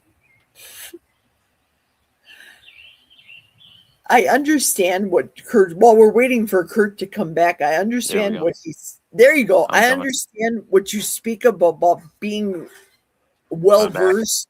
Yep, you are. You sound fabulous. In listening to, in my opinion, I haven't watched the TV. I know this is ridiculous, and people in the audience are going to talk about this. I love Survivor and I love Big Brother. Even though that's staged real life shows, Naked and Afraid, those things. But I don't watch a lot of TV because I don't get a lot of entertainment value from it. I'm happier because I don't watch the news and get sucked into that news drama. The Democrats against the Republicans, they're all for poop, in my opinion. But I'm glad we have the president that we do have right now. Things are gonna get better. We just have to, we the people again, people in United States, unite. not for the betterment of a politician's pocketbook. No, that kind of crap is crap. Yeah, I don't. The people I work with, nobody likes him. You can see which way this is running, and I tell them because they keep telling me, well, he does this and he's done. I said, I don't get involved with politics. I really don't give a rat's butt. It's the person. If they're a good person, they mean well, fine. I don't lean left or right or in between. It's who you are. That's how I base things. And just like this deal with, I'm going to be honest, in my opinion, because I watch this one guy, he's putting everything together where this deal with Iran, the war, it's not about the oil. Well, it's about the oil, but it's more about the dollar, because this economy was about to lose the dollar was about to lose it because the UAE left OPEC. And if everything is valued in the yuan, the Chinese currency, there goes the US dollar. Mm-hmm. And then what happens? Basically the world currency. So Trump, and it's not Trump, it's the people pulling the strings. You need to take over Venezuela. You need to attack Iran. It's not about nuclear stuff. It's about the US dollar and trying to stay on top. That's what I believe. And it's got to do with central banks, like Rick thinks. The whole picture. Sure. And I don't stress over what I can't control. I can't control who's attacking who. I can only control what I see every day, what affects my bills and my health. That's it. I can't worry about Iran. I can't worry about Venezuela. Is about the best I can put it, take care of my own and be the best person I can be. Absolutely. And it's better for our own personal household sanity. Yeah. So if I choose personally to have associations and friendships with YouTubers like-minded about food, anti-alcohol, antitoxins, whatever the case may be. I'm not into pornography. Obviously, I shouldn't say obviously, because just because I'm a female, I don't do pornography. So I don't watch that side of the aisle. I'm not a gamer, so I don't play gaming, in my opinion. I don't watch soap operas. I got to get out of the stores. And I save a whole lot more money eating carnivore than I did, even though I get an $800 butcher box bill. So what? I used to pay. $800 is nothing. It's nothing. I used to buy and throw so much what I thought was sale items in my cart of garbage and throw out a lot of stuff. I'm paying my bills. I'm getting that under control, and I'm eating healthful, clear-minded, clear throat, clear respiratory system. Mayo Clinic is inventing things for me to come in to be able to have done.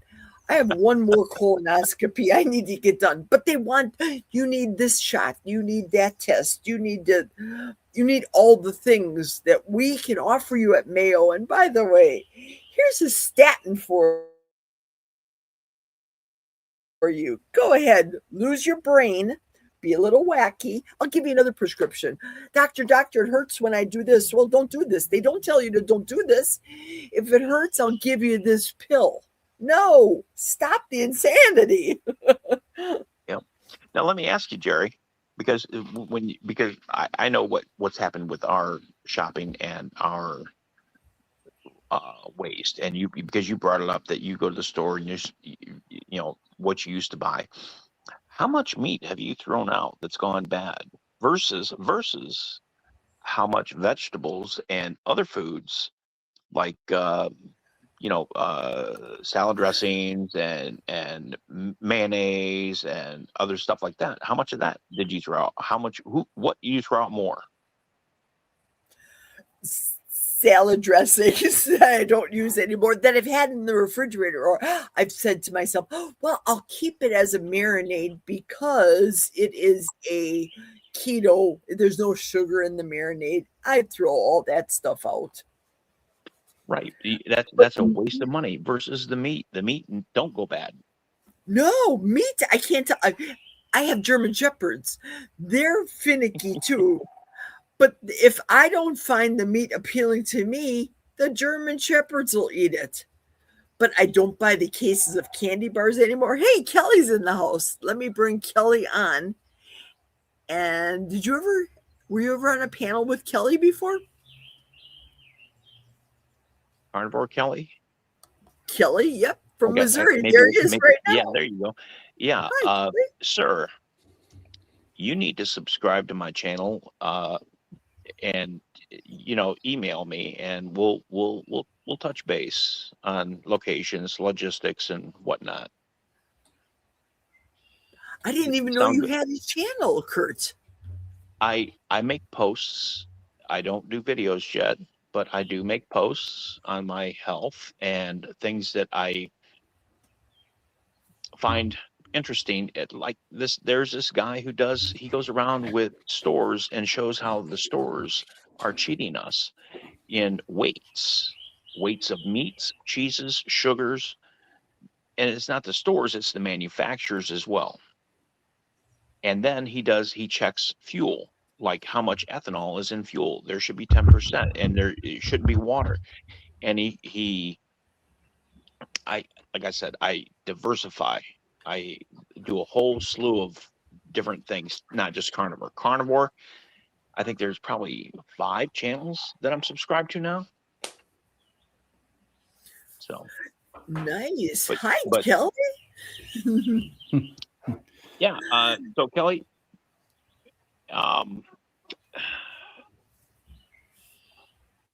you should be able to contact me through my channel. And if you can't, it's Meathead Life with a 3 as the last E at gmail.com. Yeah, that'd be great. Yeah, we can set up logistics and stuff, and I get a little more personal. But understand, Jerry, it's due to the fact that I have, I guess, blood relation that I don't have anything to do with, and so on and so forth. That's okay. I understand. Now, gentlemen, continue on because this girl has got a full bladder. So talk, and I'll be back. All right, sounds good. So how's it going, Kelly? Oh, it's going good. I just got back from a mission trip in Mexico. It was fantastic. It was such a blessing. I really didn't want to go, and the reason why I didn't want to go is because we had our CEO Kurt Mills, which great guy, great company to work for, but he was coming, and I was going to be gone during that week, and I was worried about this whole, being gone. Everything goes, I know what Kurt expects. And I don't know what the outcome happened, but I'm glad I did go because I needed this trip. I needed to be there. And I'm glad I went. And I'll go back to work tomorrow. I'm sure everything was fine. And I'll be looking forward to my live at 3 p.m. today to share some pictures. And I am going to do an open panel where I'm going to share, share a link where you can come on and, if you want to, and I share a link and anybody has any questions. So it's going to be a great time today. Okay. Sounds good, man. Sounds good. So let me ask you, where are you at? I am 2 hours from St. Louis, 2 hours from Kansas City. I live about 30 miles north of Columbia, Missouri. So you're close to Illinois? Yes. I'm about 2 hours. Matter of fact, I'm like 2 hours from Hannibal, Missouri. Yeah. And your email is in your profile on Yes. YouTube? Okay. Yes. Yeah. I'll shoot you an email. Yeah. Wow. So what's it like up where you live? It's pretty nice. Where I live, it's most of where I live, it's around a wood. I live close to a wildlife area, so I don't live really close to cropland. I'm not too far from cropland, but still, up here in northern Missouri, it's very pretty. My favorite part of Missouri is actually the Missouri Ozarks. From when you cross that river bridge, Jeff City, it's just a totally different terrain, and I really love it. I used to ride horses down there when I was younger, and so that's some of my favorite parts of Missouri. But also traveling to especially traveling. One of the states, matter of fact, Jeff from Carnivore Talk lives in Texas, and yep. Texas is one of those that has a very different terrain in it, and it can be a beautiful state. There's places that is wide open. You can no trees, nothing for miles, and then all of a sudden you drop into desert mesa. And we traveled a different way to El Paso this year, and it was just like we started with like you come out of Oklahoma, you cross the Red River, you go into Wichita Falls, and I remember traveling that way like 3-4 times, going to Acuña, Mexico, Del Rio, Texas. And actually, matter of fact, I probably passed through where Jeff lived, not too far from where Jeff lives when I went through there, but it's like farmland. And then all of a sudden you go from that to high plains desert to mountains when you get closer to El Paso. It's just there's nothing out in Texas, West Texas, but Texas have some beautiful scenery, especially the Texas Hill Country. Yeah, years ago when I was a kid, probably 13, my aunt and uncle lived out in Texas, and it was near San Antonio. And we were down there for a couple weeks, and it was just to go to town. It was like a 40-minute to an hour drive to go to the grocery store. It was just nuts.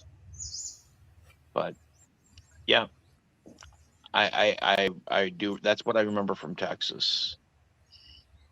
So welcome back, Jerry. Hey, I feel fine now. I've been, ever since I came on, I've been drinking coffee all morning. I've not been to the bathroom once. Wow. Were you ever a truck driver? Because Jack could hold his coffee so good. Me, 12 ounces, I can produce a gallon of fluid. I don't know. No, in fact, it's sort of funny because I could never become a truck driver because I can't even back up a garden tractor trailer, let alone a semi trailer. Mm-hmm. So yeah, never could. And that's all Jack's known was the family business, was the trucking business, which is still in business today in Chicago. Griggs Trucking is still there, and the two brothers still operate it. They're still working, and they're bumping 80. They're making okay money, aren't they? I think so. Now they have their issues with, of course, the laws and the rules and restrictions, and who they, not the brother-in-laws, you know what I mean by they, are allowing to license and to run vehicles up and down our freeway system. If you know, you know. Yeah. It's a joke. It was a joke. Me driving on Friday, I went down to Black River Falls, not that far, hour and a half from my house. And these truck drivers, they're awful. It's not the same breed of truck driver that you would have remembered from the 60s and 70s growing up. Not at all. Yep. And the junk that they're driving, stuff falling off of their vehicles, it's different than if you have a bad retire and the tire, which they call alligators, are flying off, which can kill people with their retreads flying off. Rick wants to come in. Hi, Rick. Welcome. Welcome to the crowd, Rick. Hello. What's up, Richard? Ooh, Hear you that got some sizzle? delicious meat there. You're lucky I can't even see. Heart attack chicken. That's right. And pork rinds. We got the pork rinds.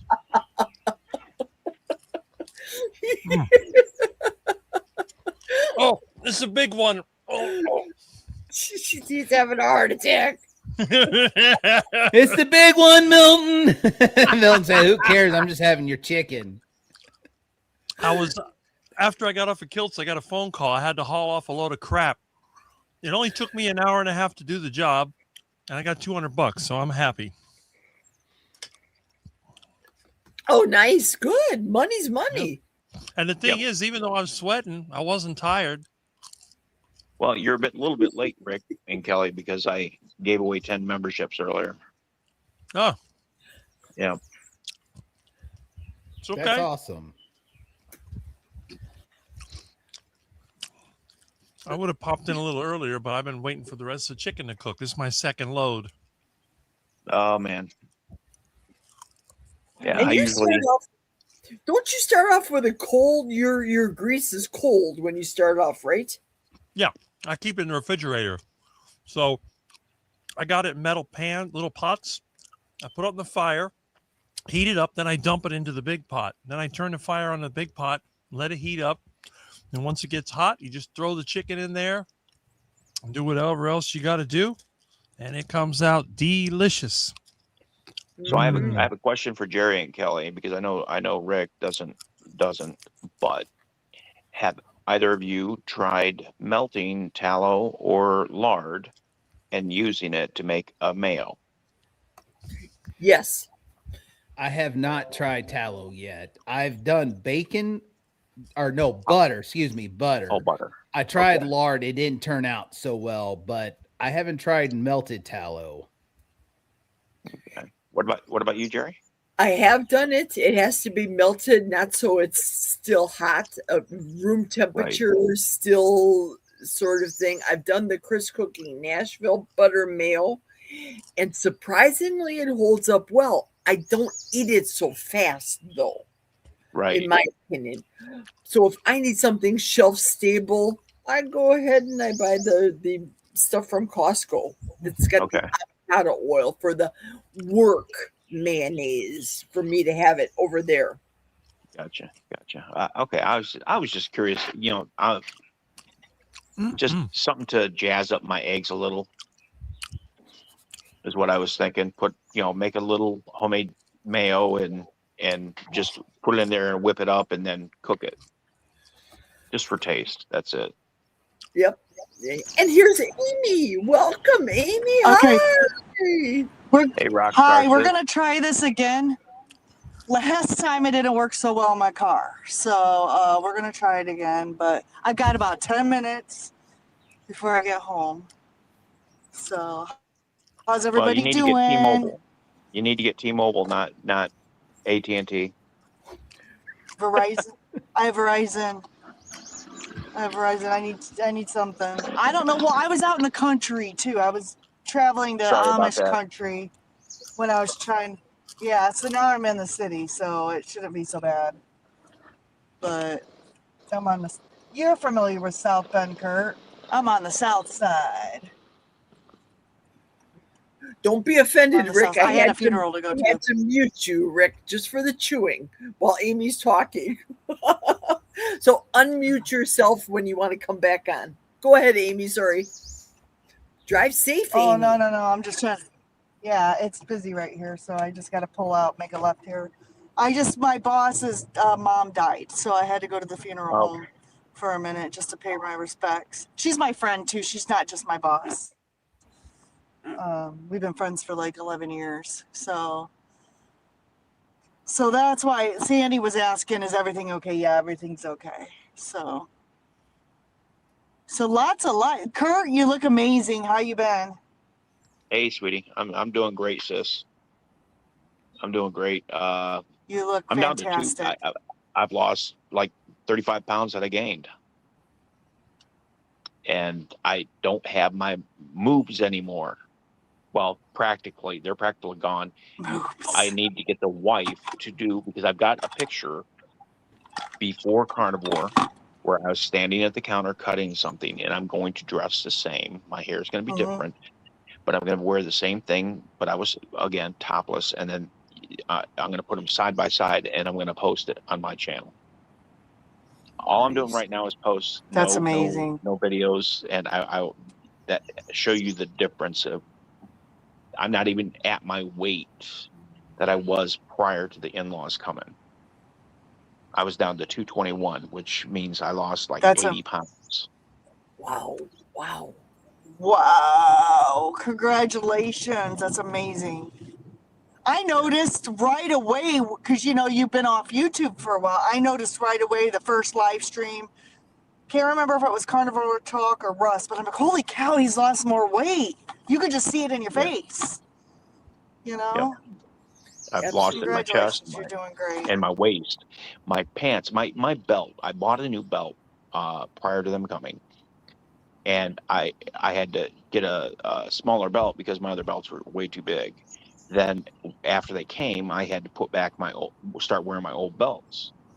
Then after they left, I went back trying to get back on the wagon, and that new belt I bought, I could only cinch it up to the first two knot to the first holes, and it was tight as all get out. But now I'm at the third set of holes right now, and it's getting smaller. And it's not snug, it's comfortable. Are you still there, sis? I think she froze. She may have froze. She's doing a magic trick. There you go. Frozen. Somebody wanted, Terry Girl was asking Amy, if you have audio, you can hear this when you come back. Terry Girl said that she wants you to tell us how fast you're driving, like Barbara did to us yesterday on her video. Oh, Amy's got the swirl going right now. I'm back. There you are. How fast are you going, Amy? Terry wants to know. Uh-oh. Uh-oh. I had US Cellular, and now that T-Mobile, US Cellular was sold to T-Mobile. Oh, sometimes I'll run into those conditions depending when I travel as well, and then I'll die like that, and it'll go into swirl myself. I can relate. I hear her directionals blinking. I hear you, Amy.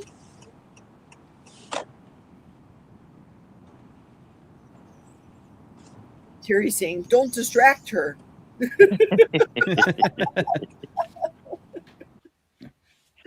Oh no, she's gone. Kelly, how much did your... Okay, now I know my doctor did not tell me to lose weight, but before I had my back surgery, I was heavier. Had my back surgery, lost weight, eating more protein to try to compensate for the surgeries. Did your doctor tell you to lose weight before your hip surgery? They did not tell me, but I did lose weight since my hip surgery. No, I said that I would like to get this weight down because even though I got down to 2, excuse me, not 3. I was 3 when I started. I got down to 270. Actually, I got down to 267 when I did the fat challenge. I don't call it a fast, but I call it a challenge. And I got down to 267. When I went to go eat protein, everything came right back up to 270. And that's where it held. That's where my body wanted to not lose the weight. So also over wintertime, I gained almost 20 pounds. Like I weighed yesterday, I was 289. I already felt some inflammation, a little bit of inflammation because somewhere, and yes, in Mexico, they do use seed oils. The family, I was grateful for the family. They cooked beef. I was very surprised that they cooked beef, but when they did that beef, when I went, after I went to throw away, I look over and there was a bottle of seed oil, and I'm like, uh-oh, that's not good. They do use seed oil, but it was good. But I'm surprised I didn't taste it. But not only that, I've been hovering around between 285 to 289, but that's what I had my video came out today. Reason why I switched to a Lions diet, I cut dairy completely out for right now. Definitely cheese for a long time, because I'm like, I want to get the rest. I want to finish my weight loss journey, and always thinking that this probably is my body stopping because it's trying to heal, because you put strain on a hip joint that's bad, that's not going to heal.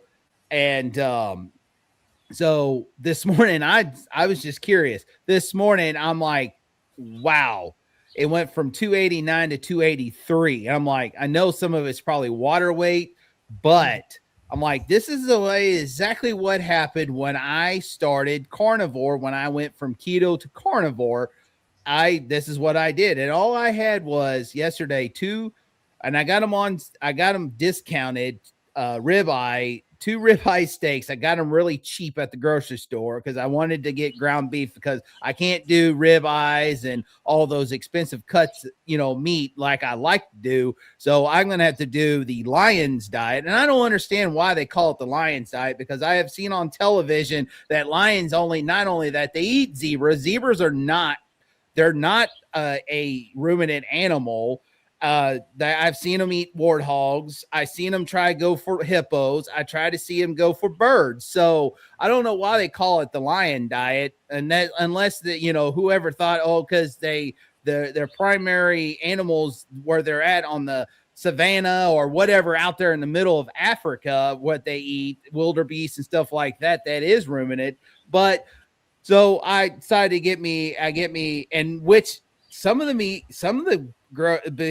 beef went down a little bit, not much, but I'm like, normally it was almost $60 for a 10-pound roll of ground beef. It was $49. And so I went ahead and picked that up, and I found some patio steaks that was marked down, reduced, because it needed to be sold. I got a package of that, and I got a package of ribs. So, and then I saw brisket burgers. So I'm like, I remember Kurt last year's mention about brisket burgers, and I'm like, I have to give this a try. Now, I wish I had them on the grill, but being it was raining yesterday, I couldn't do it. But it was kind of my opening of the video. I'm talking about I'm going on the Lions diet. I'm opening up this package of brisket burgers, and I'm fixing them in my cast iron skillet right beside me as I'm talking in the video while I'm going on the Lions diet. They are very delicious, but it'd be better on my charcoal grill.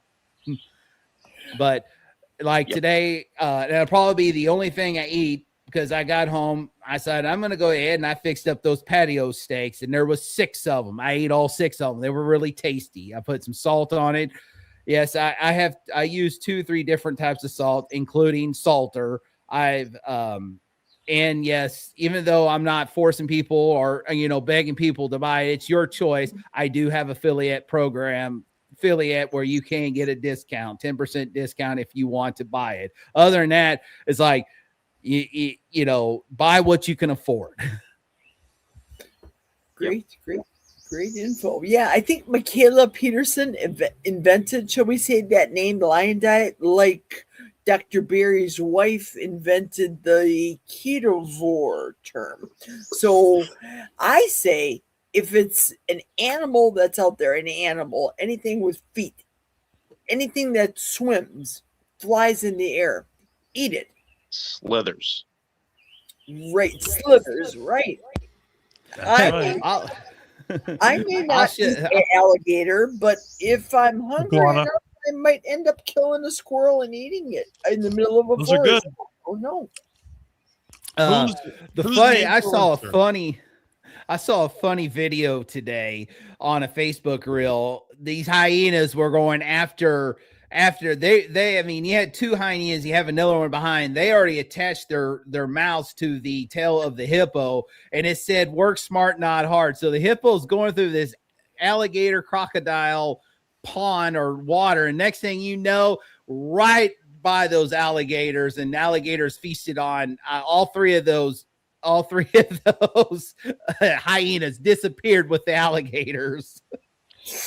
Oh yeah. Aaron just wrote another joke here. Lions drink coffee. Which is true. I drink 12, even in my fast, I drink 12 ounces of coffee every day. Hi, Mason. It's okay that you're late as long as you're here. I'm going to quit and end the live stream before Kelly. He goes live at 3 o'clock and he's going to have a panel too. Cool. And one thing about when I did this video, I even said it because I had a little spice to it because I wanted to try those Salter organ blends and I got a bonus, and so I paid for it. I want to try them out, see if they have, but I make my own combination of seasoning with cumin, chili powder, cayenne pepper, garlic powder, and onion powder, and I mix it there. And I have it in a bowl and I mix it together and I use it. And of course, you know, some people will say, well, that's not Lion's diet. Well, you do you, and I'm going to do me. You know, what There works you for go. me best. Yeah. And I like a little bit of seasoning. I like a little bit of flavor. Don't get me wrong. I love salt, especially my steaks. I can salt the steaks and the chuck roast and stuff like that, but I like a little bit of flavor, and especially when you're doing the ground beef, just plain or ground beef with salt is just bland. And I like a little bit of seasoning in it. So I do that. Oh, okay, Kelly. Compare ground beef to brisket burger.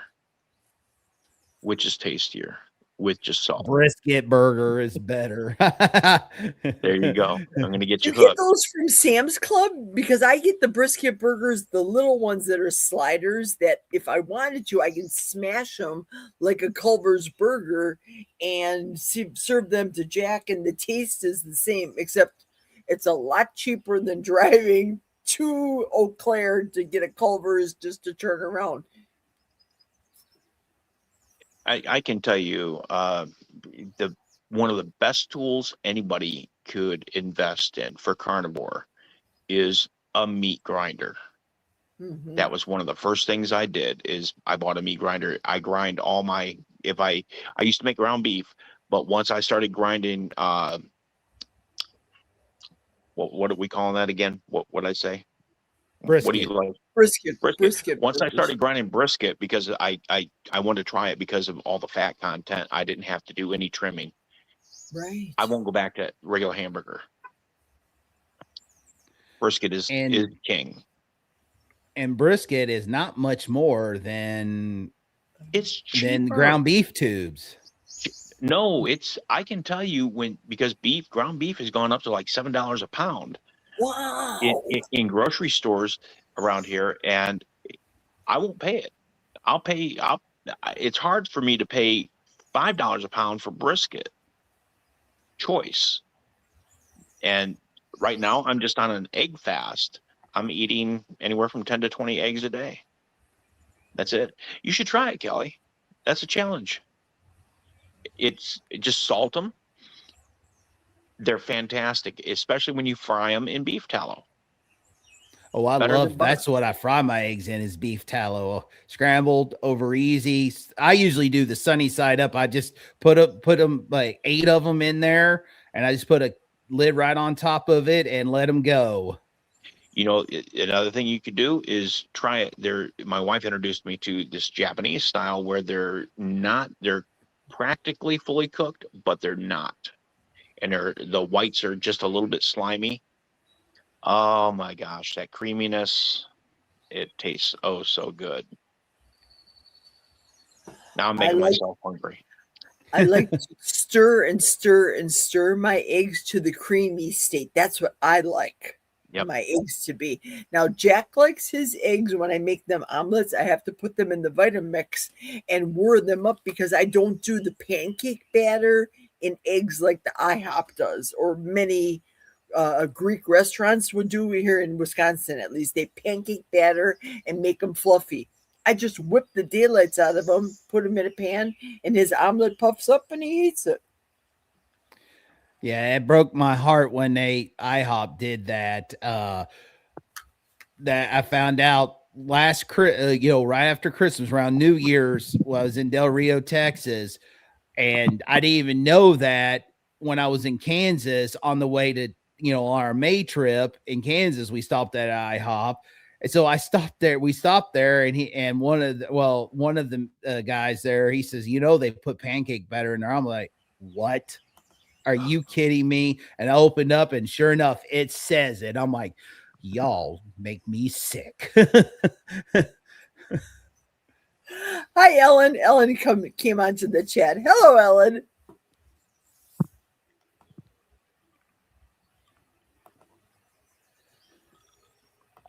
Yeah, now I ask it at restaurants if we're going to a restaurant or if we're traveling down to Florida. I will ask for the eggs to be done sunny side up or over easy because then I know there's no pancake batter in there for me. Who in the world would cut eggs with pancake batter? That's disgusting. IHOP. They I make Trying to they save make 'em money? go Is that what it further. is? They're stretching it, right? Trying to save money. Eggs are cheap enough. Don't be such a cheapskate. Even I wouldn't do something nasty like that. Stupid. I didn't even know they have done it. Even when I was on the standard diet, they've been doing it for years. I didn't even know that. And I'm like, are you kidding me? Eggs don't need pancake batter, which I Mhm. wasn't a big fan of pancakes anyway. I only ate them now and then, and I couldn't stand them in the morning anyway. Mm-hmm. I usually just add lard to my eggs. Yep. The more Or lard, tallow. the better. Lard, tallow. Remember, on the heart attack diet, lard is king. How is And it you know better the funny than thing is, I can't gain weight. I've been trying to gain weight, and I can't do it. It's impossible. how is lard It's better be- than tallow, brother? Well, lard is easier to get. It's cheaper. Well, I tried that. I bought a tub of lard from Walmart. I won't do it again because after seeing what it looks like after probably 2 weeks. No, You got to hit the dumpster. That's where the good lard is. You get the fat trimmings. That's what I do. Now I let can't me trust tell you anything from around here. personal experience here with our butcher in Bloomer. Jack is going to be taking the dogs to Bloomer this week. So I'm going to tell him, you need to go to the butcher because he will give us free dog bones, free Mhm. tallow, free dog bones. I get free liver for the dogs. The butcher likes me. Wow. So Yeah. I have to work 12-hour days, honey. Pick up bones for the dogs. I can't afford to buy bones from Festival Foods in Eau Claire if I can get them free in Bloomer. Smarter, not harder. He's got to drive there anyway to have the dogs get their shots. Why not? It's Yeah, like, I wouldn't buy Yeah, when I get the lard from Walmart because that is partially hydrogenated to be shelf stable. I'm never doing that again. But my tallow, like Jerry said, make friends with the butcher because I went into Fresh Time, even though they're a little bougie, they do have a lot of good sales on meats at times where it'll be where they cut the steaks up that it's cheaper. I go in and I buy 4 or 5 loins and I get it even cheaper. But I've already asked him, he's got tallow. He says, how much do you want? And he gave me a whole, like, I don't know, butcher. If you've ever seen a butcher tub where they put all the trimmings, it's like super big. He gave that to me for free. Mm-hmm. Didn't charge me a penny. And he says, just let me walk you to the front of the store with it and everything be good to go. Now, And our butcher, if I wanted to, Kurt, we can get for lack of a better word, the dino bone, where the butcher will give the German Shepherds a big bone. So I have to give direction to the husband saying, get a bone the size of probably your fist. Otherwise, Jack will come home with 20 pounds of bones. I have no place to put these bones. But now the ladybug, went into the dirt. She found the bone that I flung over, and now she's eating them. I'm thinking, uh-oh, it's time to get her new bones. She's digging them up from the dirt. Yep. I bought some tallow from, it's called Brookshire or Bookshire. And because the last tallow I bought from Amazon, and it was, yeah, I guess the grass fed tallow, it had a different texture and stuff, and it was good. But this stuff is more whipped, and it was much tastier. And of course, when I bought it, I ordered one tub, but I guess what it come like, why I got 2 buckets here? Did I buy? They must ship me by accident. No, I accidentally hit 2, so I end up getting 2 buckets. So I got plenty of tallow, so that's all right. I use my tallow to make my deodorant. I make lip balm. I am going to make my own soap, because right now I buy the beast mode soap, but that beast mode soap can get pretty pricey, and it's a lot cheaper to make your own. And it's not hard to make your soap boxes to make your soap. Guess Oh, no, who makes Kurt. soap? Kurt, come back. We lost Kurt. Mr. Iguana. I know you have a recipe to make it, Kurt. I'm hesitant because, okay, give me opinions. We have a septic system. So I don't ever, even when we lived in Milwaukee, I didn't put grease down the drain. So with that being said, I'm afraid to use large soap here because we have a septic system. Do you guys, Kelly, you must have a septic system by your house. I have a septic system, and I never had any issues. I've been using it for a year now and never had the problem. If you dump a gob of grease or gob of, lard or tallow down your drain, that's one thing. But if you have just a little bit or use the soap, you're not going to worry about it, because there's some kind of, when they make it, I know Rick knows what he, to use to make it. There's a chemical reaction to make it solid, to make it pliable as soap. That's so the tub the butcher gave me. Oh. Yeah. Let's see. What does Kurt have here? That's the tub? That's the tub that he. Yeah, that's the tub the butcher gave me. Full of tallow. That's the tub that the butcher gave me. Gotcha. And yep, I'm going to switch back to my front. Was that free from your butcher? Yeah. Did you get it free? Yeah. He said all you you have tub. to do is ask.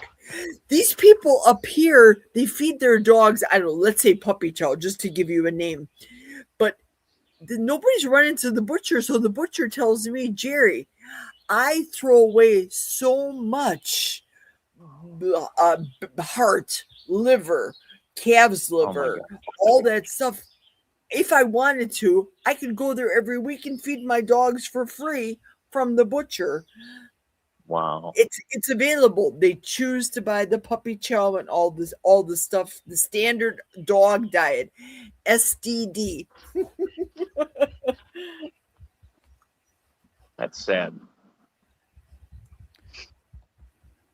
Well, everybody, I appreciate you having me on, Jerry. Good seeing you, Kelly, Rick. It's good to see you too, Kurt. Yeah, my phone's about ready to die, so I got to get it on the charger. Thank you for coming on. It was a pleasure to see you, and you look fabulous, Kurt. Thank you. Looking good. And thank you for the donation. I appreciate it for the worthy cause for my niece. Thank you so much. Definitely. My pleasure. Take care, everybody. Toodles. All right. See you. What a great guy. What a great guy. And he looks marvelous. You can just see like his face. As they say, you always see it in the face, the weight loss. Mm-hmm. Unless you're one of those people that doesn't change. And that would be you. You don't And that change. would be me. You look at all the videos I've been in, I look almost the same. Sandy is saying here that she pays $1 a pound for beef trimmings. Again, very economical. It's out there. You just have to look for it or look in the dumpster for it. Right, Rick? Or if you clean out apartments and it's in the freezer and the power, as long as the power's not out and it's, not very old, I take it home. Right. I got one from a freezer where the power was out, and I still ate it. I will buy it because it's on sale at the store, and I'll look at it, and if it looks too brown, I don't get it. But sometimes I'll just buy it and cook it right away in my house, and I eat it, and the steak is fine. As opposed to $19 for a steak, I'm getting it for $3. Good deal. I eat it, and I'm fine. I've never gotten sick from dumpster meat in my entire life.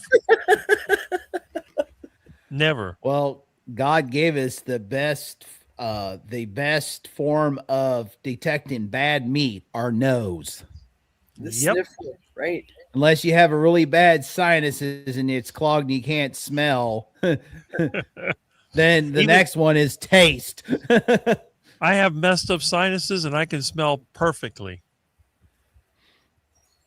In fact, it's too perfect. I get around people with their cologne and chemicals and it makes me sick.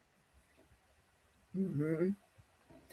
And here, Isabel wrote here, once the fat is saponified, is that the correct pronunciation, Rick? Yes, it is. Okay, good. It won't clog the drains. Interesting. But again, I remember the daughter, the youngest one, when she stayed with us between college, she's pouring the bacon grease down the sink when we lived in Franklin, in Wisconsin, downstate. And I'm thinking, what are you doing? Save that, let it solidify and put it in the garbage. I never understood why people threw that away. I would always collect it and filter it and use it to cook with. Yep. And Ellen is asking you, Kelly, is that Kelly in the red shirt? Yes, it is. Do you have the recipes for those things? Ellen wants to know, Kelly. I believe I have 2 videos, both on the Homestead channel and this channel. Missouri Carnivore has it where I made it, and I believe I shared the recipe because I found it on the internet, and I'm like, I'm going to share it with everybody else. I'm not going to make money out. Someone says, why don't you sell that stuff? Well, whoever shared it on there, I am going to pay it forward and share it with others. Absolutely. Ellen is saying, which is a true statement. Ellen lives where I used to work and sell real estate downstate. And she's saying, oh, my dog, Jerry, that is awesome. You pay a lot of money for organs around here that they used to be cheaper and harder to get. So Ellen shops at the grocery store. I used to shop at Sendik's. Sendik's, pricey. It's like a Time grocery store, I think is what you guys would call it down in the United States. Further down in the US, and a hoity-toity store. And now just General Joe Butcher up here, Bloomer, Podunk, Wisconsin, is saying, here you go, it's free. Get it off my hands, otherwise it's going to go in my dumpster. Rick, come up to this guy's dumpster. He's got a lot of meat in it. Well, I'm always here at Presidente and Fresco y Mas hitting the dumpster. You can see it in the videos. Mm-hmm. I think people think I'm homeless. I had somebody give me $5 when I was digging through the dumpster.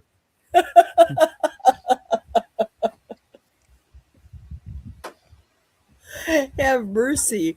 I can imagine the poverty that you have seen, Kelly, just doing your mission work last week in Mexico. Tell us a little of it.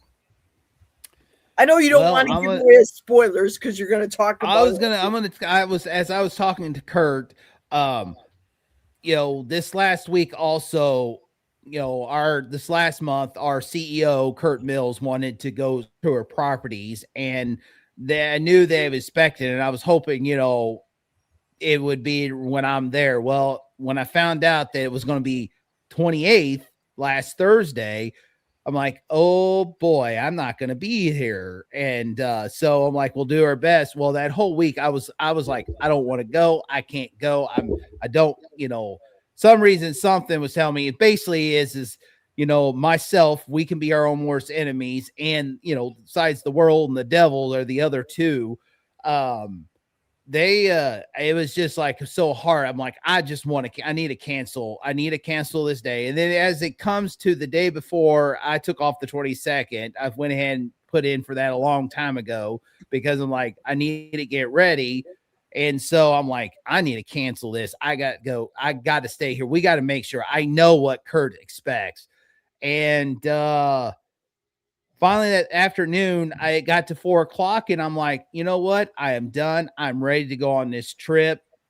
My tech will get the rest of this. And of course, everything never goes right because that week I was gone. He was gone to St. Louis for training. He called in sick on Tuesday. Well, that Wednesday, I called Roto-Rooter to unclog kitchen and bath drain because it's like, I'm not going to deal with this. I'll be by myself. And next thing you know, I'm glad they did because we found a weak galvanized drain pipe and it flooded. And of course we had to cut a hole in the ceiling, which I get to start fixing when I get back this week, and then we had on top of that, we had another lady, which I thought I had it fixed with a clamp, which I should have just shut the water off and just did 2 shark bites and pecks and been done with it because it was in a tight spot. A lot of times these clamps, it will, it's great for temporary. That's what I got them for, especially overnight. But it was like, okay, we're good. Never drip. I guess it started slowly leaking out. And of course, my tech had to take care of it on Friday. But I say everything was good. But then while I was on the trip, I decided because I have to do stuff, then I have to sit down because I can't stand very long because being with that discrepancy with that hip, it puts me all out of whack. So I do stuff and I sit down. It doesn't, stop me from getting my stuff done. It's just I have to sit down for a little bit because if I stand, everything is not painful or inflamed. It just gets stiff. And so I sit down. I saw a text and he said that the pool pump, the breaker tripped, tried to reset it and it went. I'm like, it's because the motor went out and it's locked up. Something's locked up and it fried the motor and that's all it's doing. And I'm like, I started going, I wish I stayed home. So I prayed about it. And of course, everything was okay. It melted away and everything was okay. It was a great trip and I felt like I needed to be there. It was something that I needed because there was a certain verse that I read that morning. I got to it and I couldn't keep myself off of it. I kept on going back to it. And then even the sermon today, I even went back to it. And when Cole, our pastor, did the very first verse, when he read the verse, I actually had to stop and Google what is this talking about? What is Paul talking about and why? What is it? And I'm like, oh my. And so I think a lot of it was a good time, but it was great to see this home built for a family. It's just a tool. The home is a tool. What it is, it's a way to share the gospel of Christ, share their faith. Why I have the home because there is stipulations. They have to own the land. The family actually, where we set the house, they were building a house out of bricks and they ran out of money and they couldn't afford it. So in 2024, they applied for the house. They have to apply through a pastor and they have to own the land. That's the stipulation. They can't just get a free house because some people just want a house to make money. But other than that, they have to have the house and they have to work with the local pastor. They have to apply. And then the pastor gets the decision if they deserve the house or not. And so they've been waiting for 2 years for this home. And eventually when they get money ahead, they're going to connect that house to the one that they were continually building out of bricks or out of blocks and make a bigger home in the future. Nice. It's amazing to see. You go there day one and you have a pile full of lumber, not cut, sheetrock, blackboard, chicken wire, metal, a door, windows, all piled there. And then no foundation. You have a spot for it. There's no foundation. We have to dig it. It's just a 4-inch thick, but then it's a shovel deep footing that goes underneath of it.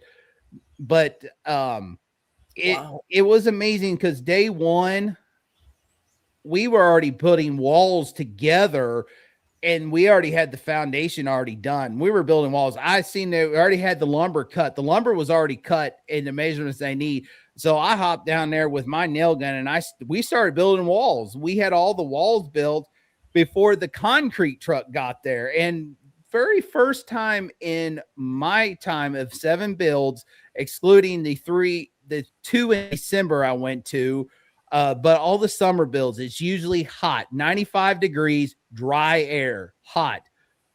It rained on us. That's why when I was trying to get on Carnivore Talk, we had Wi-Fi at the shop where we stayed at, but I had good reception. I had good where I can see, watch you on YouTube. But when it come to the StreamYard, I'd had lousy connection when I was connected. That's why I froze. I'm like, well, this is not going to work. But yeah, it stormed down there. Our power got knocked out, and it hailed and rained on us. We never had that. And the other 2 days was nice days. They weren't hot.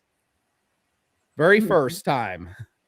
Nice. Excellent. Yeah. When you came on my last Sunday live when we were doing Pentecost and you were coming in and out too, I thought you were probably trapped. Well, you were going through Texas. You were traveling. Yeah, I was we stopped for lunch in Odessa, Texas, Midland area.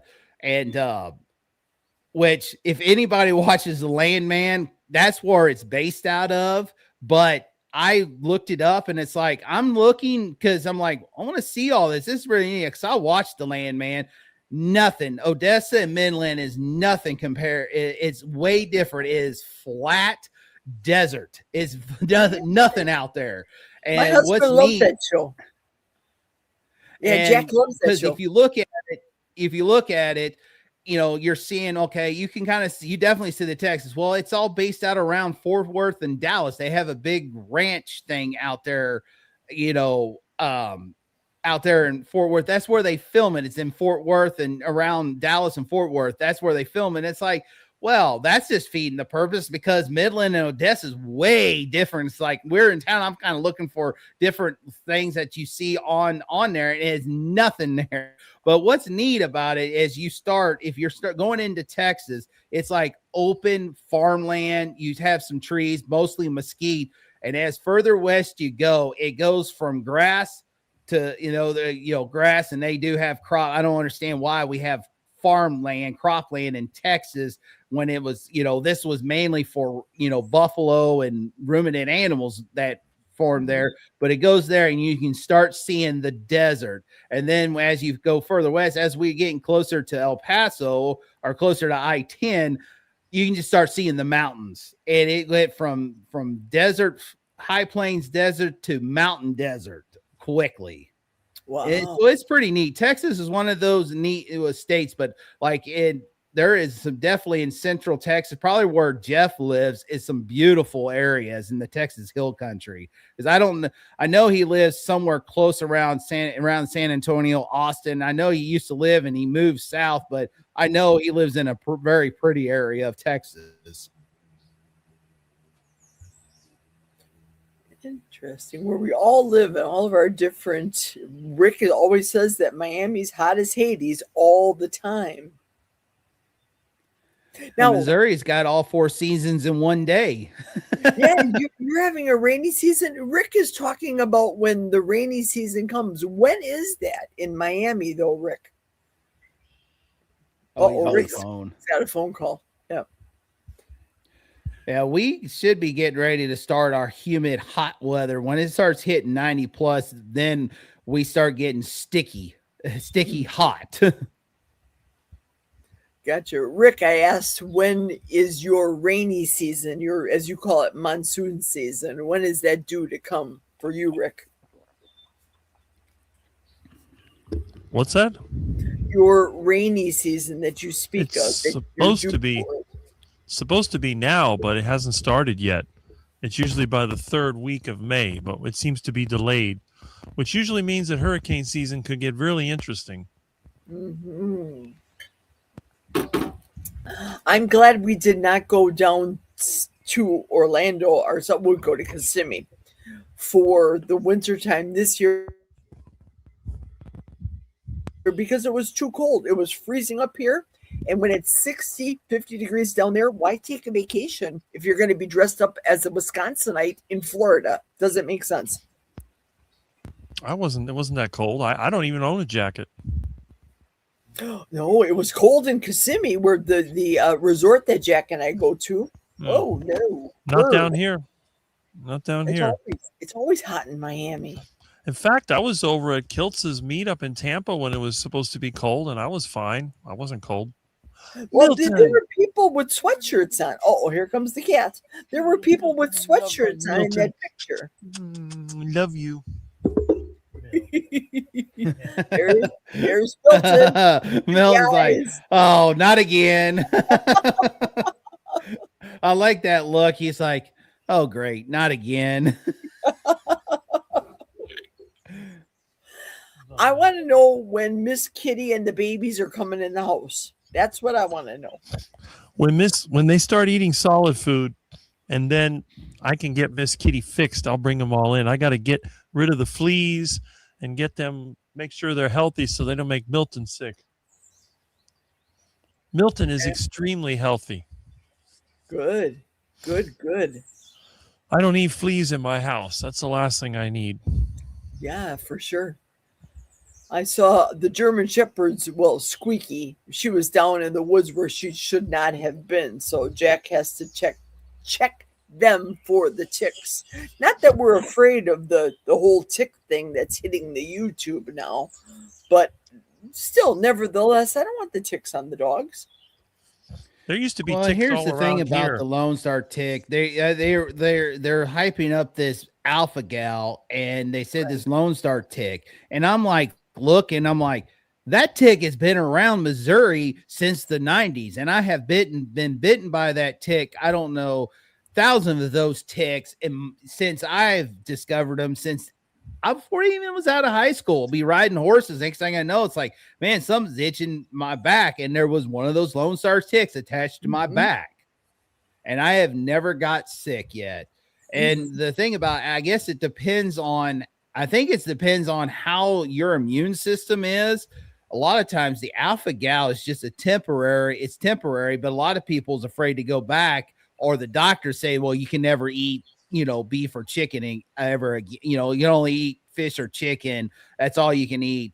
And some people are just paranoid because they're afraid to get sick. But it's like, thing is try it. If you do get sick, then you stay on the other meats for a while until you keep on continuing to try it. It's raining now. Raining in North Florida, Sandy is saying. It started raining here. Hi, Ricky. Raining in Miami or raining in North Florida? Hi, Ricky. Keep an eye out for the roof. Welcome to the chat. Now, I'm cognizant of the time right now. It is 38, I think. So, yep, in 20 minutes, we'll be off, Kelly, so that you'll be on, and I will definitely listen to your show. Yeah, I'll probably hop off here in about five or 6 minutes. If you can, Kelly, please do me a favor before you hop off. Put your link in the chat for us so that people can just click on and join you right as they're exiting me. They can hop in on your channel. Fabulous. This is a beautiful thing, being in front of a computer. I can just add another YouTube channel, YouTube page, go right to mine. Kaboom. Where is it? Copy link. I'll leave that on because I'm going to need it. And where's the paste button? Uh-oh. Rick, you're gone. Voila. Oh, there it goes. Okay, it did pop off. It's a little bit different when I do the phone. It's like blue. Mine is white, but it's underlined, so it works. Fabulous. Excellent. Thank you so much. I was just about to read from Mason, who lives in Georgia, right above Florida. She's saying that it's been raining by her for over a week. I bet you Milton probably took the wire out. Milton. It rained this morning, but it's supposed to be nice for the next 3 days, and then we got 3 days of rain. I'm like, Well, I hope it's enough where I can mow the yard. I don't have to go find some goats and sheep to mow, or at least find some sheep to go mow my grass, or have to ask the neighbor to bell it up for us. Yeah.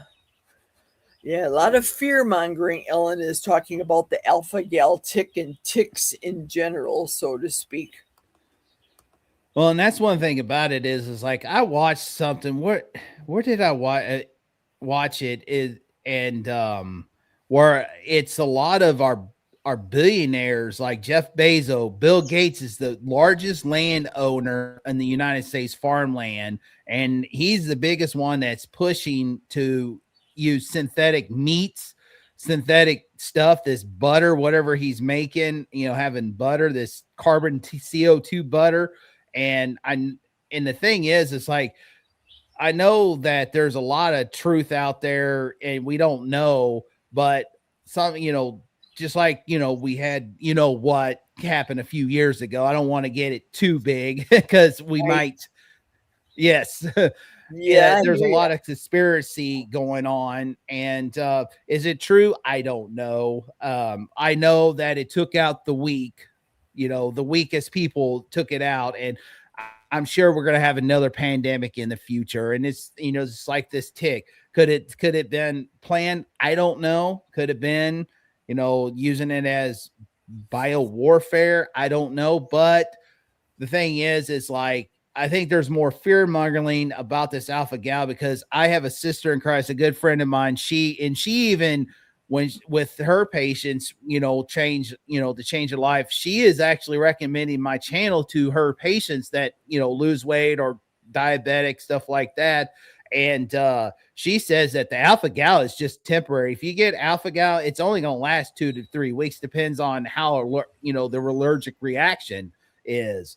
And a lot of it is people are feared to go back to it because either they were told or they're just scared. Yeah. Ellen, I cry if I can't eat my beef because I do the best on beef. When I started this carnivore diet, I started with beef, butter, bacon, and eggs. And I went on this to debunk it, and it ended up debunking me.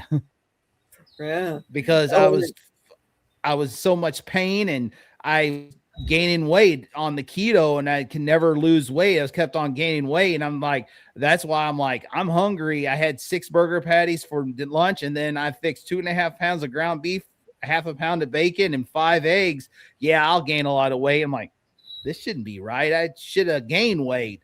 And I tried it again, the same meal. I lost more weight. And it's the same thing when I changed up, it's like, bam, this morning, I'm like, wow, 6 pounds. Yeah. Ellen is saying here so that they can sell the neurotoxic pesticide to every dog owner for ticks. Kelly, I don't know if you've heard of this. This is what I do in the middle of a forest. I buy the big gallon, not exaggerating, of garlic powder and sprinkle it around the perimeter of our house for keeping the ticks at bay and not on the dogs. And it works. And that's just natural garlic powder. What you and I would eat, I put that around the house so that the dogs don't get the ticks. The ticks stay at bay with real garlic. I never did that. I never tried that. And it's just natural. Anna's in the house. Anna is here. Hi, Anna. How are you? Sandy says she's a country girl. She's not too worried about the ticks. And Anna, who is Jiffy, is saying that BG tried to buy my family farm in Northeast Louisiana. I said to my cousin, no way in H was he getting his hands on my family's land. Ha ha. We all know who BG is. Yeah, that's one thing about it is like, it's more about control than it is, that's why, like when you hear Rick mention where they're building high rises and apartment complexes, they're doing it everywhere. I'm seeing it in Moberly where they're building duplexes and they're building new homes is because what they're wanting to do is they want to push you off your land and put you in a controlled environment. Yeah. Mm-hmm.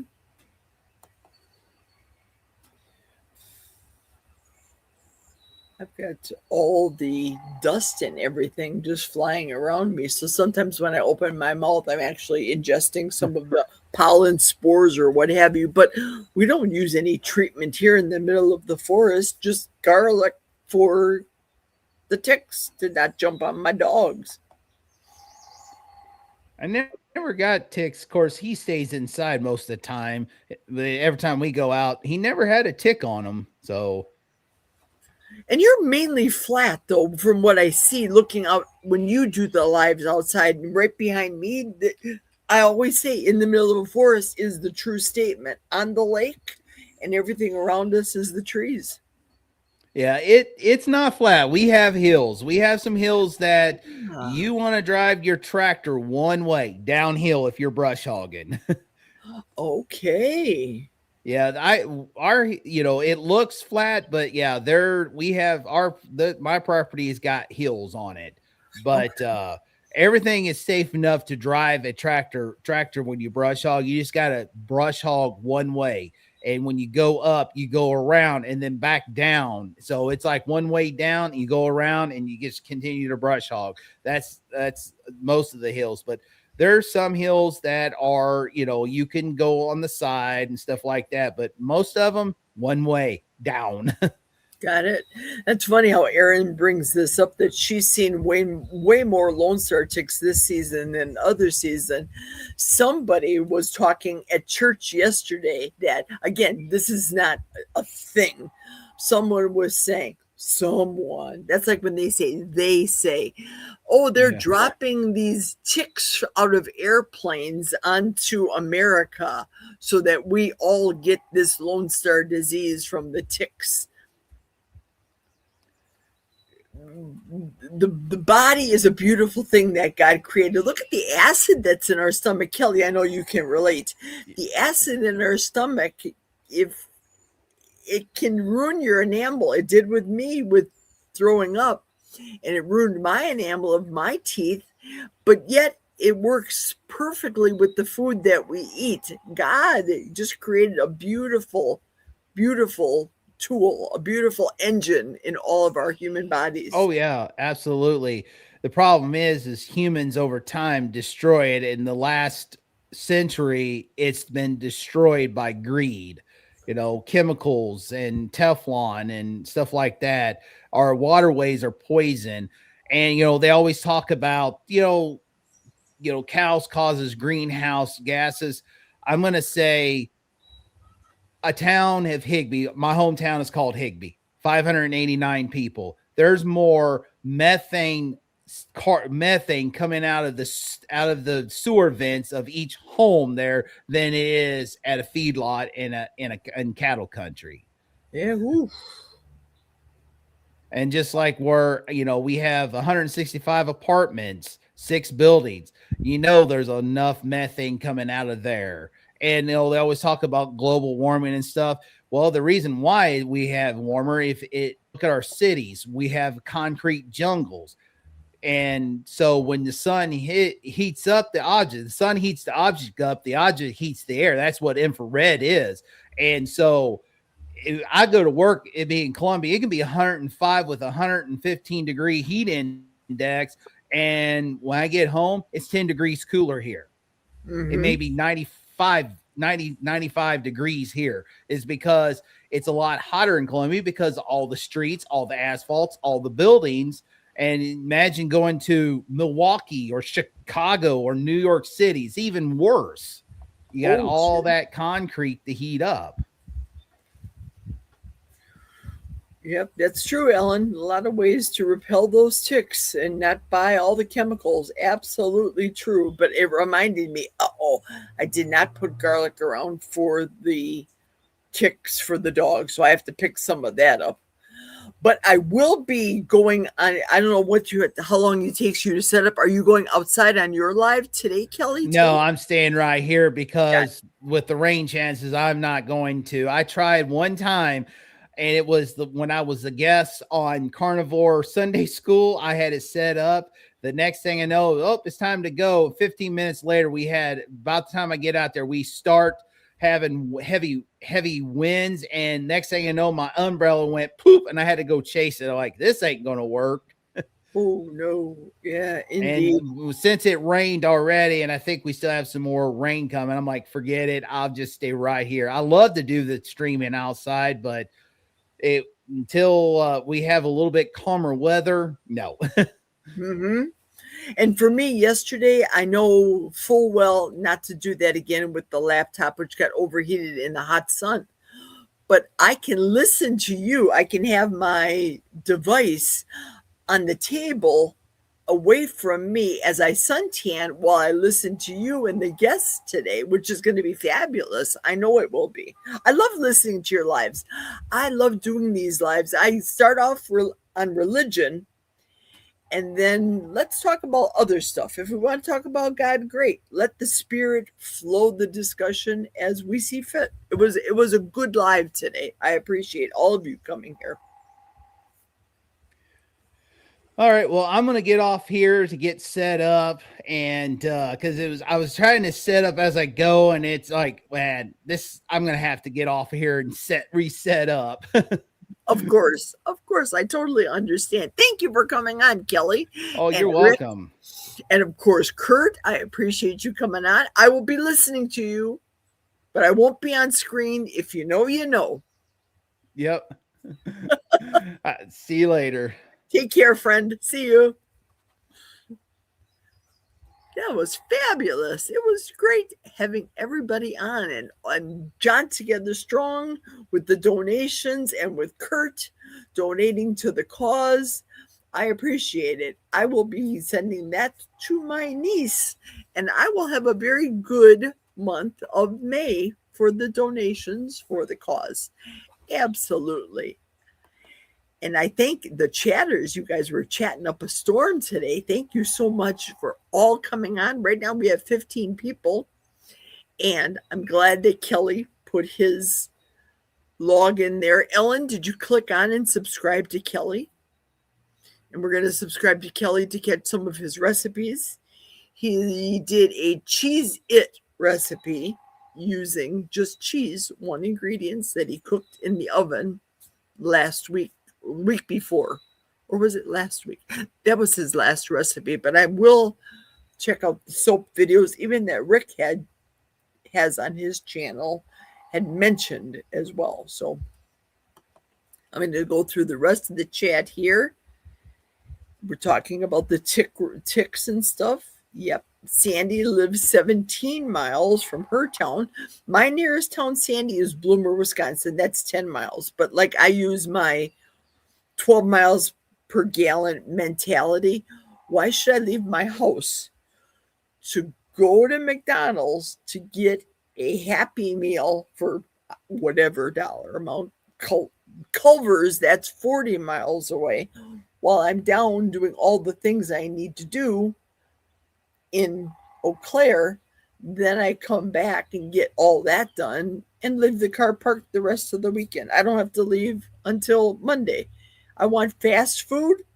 I leave my seat, turn on the air fryer, cook a couple of burgers for Jack, me, and the dogs. There's the fast food, and I save myself all the time and the money. It does make sense to eat real food. It really does. Well, thank you very much, Ellen. It was good to see you again, and I enjoy the personal chats you and I have been sharing on the phone, and I'm real excited. Ellen and I are going to Carrie's Theater next Saturday. So I'll be doing lives there while I'm driving down there. From there, won't do it during the show, of course, because, well, it's the movie. It's a secret. Can't do it. Can't disrespect. Thank you so much for coming on too, Anna. Here's Mason. I am unique, Mason. I'm a definite different person. I don't have the big crowds. I don't bring in the big crowds like Rick does and like Amy does. But I'm a different person. So I appreciate all of you that come here.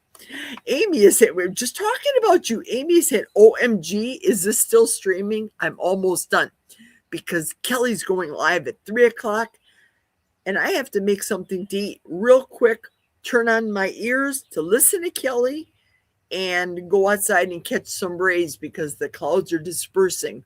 So I'm listening to Kelly, but I won't go live on Kelly's show. You guys know what I mean. I know, Amy, bummer. That's what happens with my car too. Same thing. It's all good. And I know you're here to support me as well. Thank you so much. Yes, I suspect we will have a lot to chat about. Like I said, from my mouth to your ears, you're going to learn a whole bunch of stuff about me, Ellen, that you don't know from these lives, from these chit chats, of course. Just going through the rest of the chat real quick. Oh, yep, I'm wrapping up, Amy. I'm almost done. Yeah, Ellen and Jerry, we're going to have a great time. I wish I could be with you guys, but it's a wee bit too far. I hear you from Louisiana up here. Yeah, I hear you, friend. I'm glad that you're here, though, Anna. It's been a pleasure.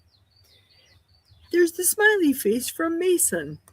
Excellent. Well, thank you, everybody, for showing up for my live. We started out talking about God, like I always do, every Sunday.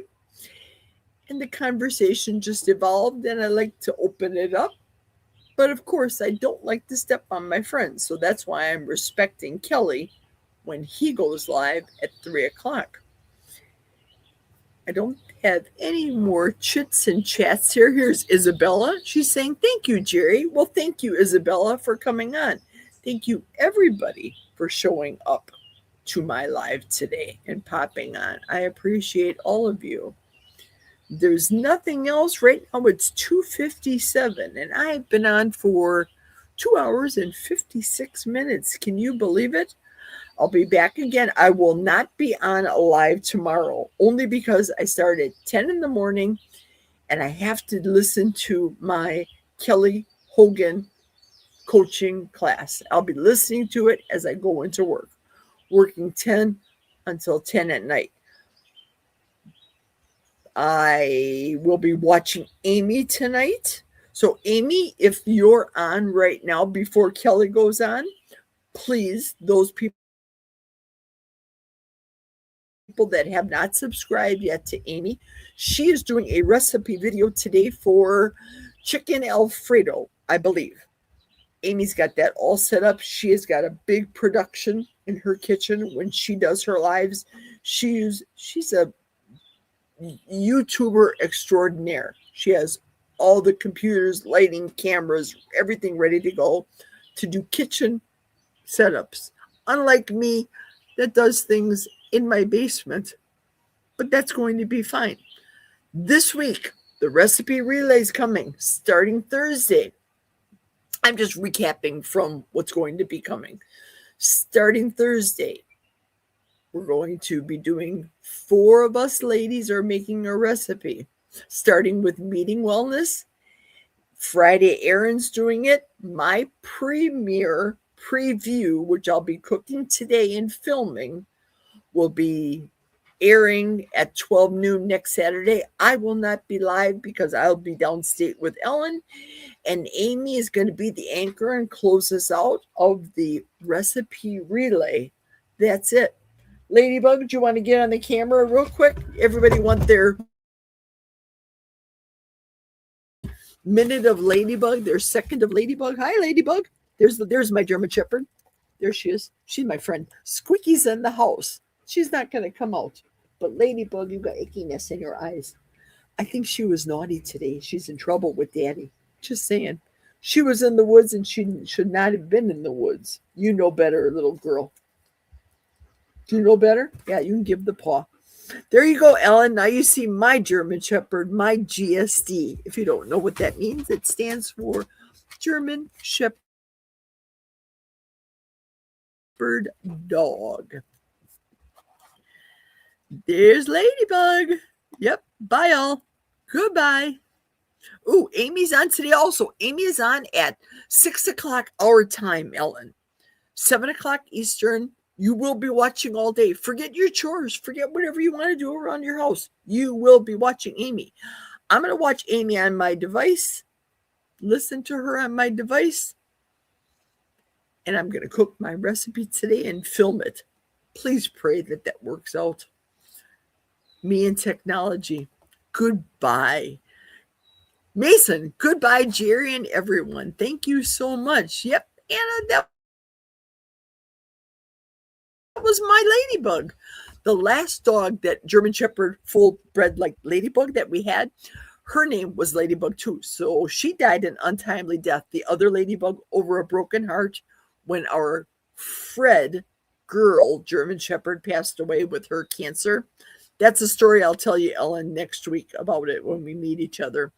So when Fred died, our first ladybug, we got this German Shepherd from the Humane Society. Couldn't have a name. It is what it is. Ladybug 2.0. So thank you, everybody, for coming on. I've been on for 3 minutes. Got to click on Talk to Kelly. Hugs and kisses. Best wishes. Thank you all for coming. I hope you had a good time in the middle of my forest, right behind me, on beautiful Salisbury Steak. Salisbury Lake, like Salisbury Steak. Toodles, everybody. See you next week in all the streams. Let's go to Kelly's house. Bye.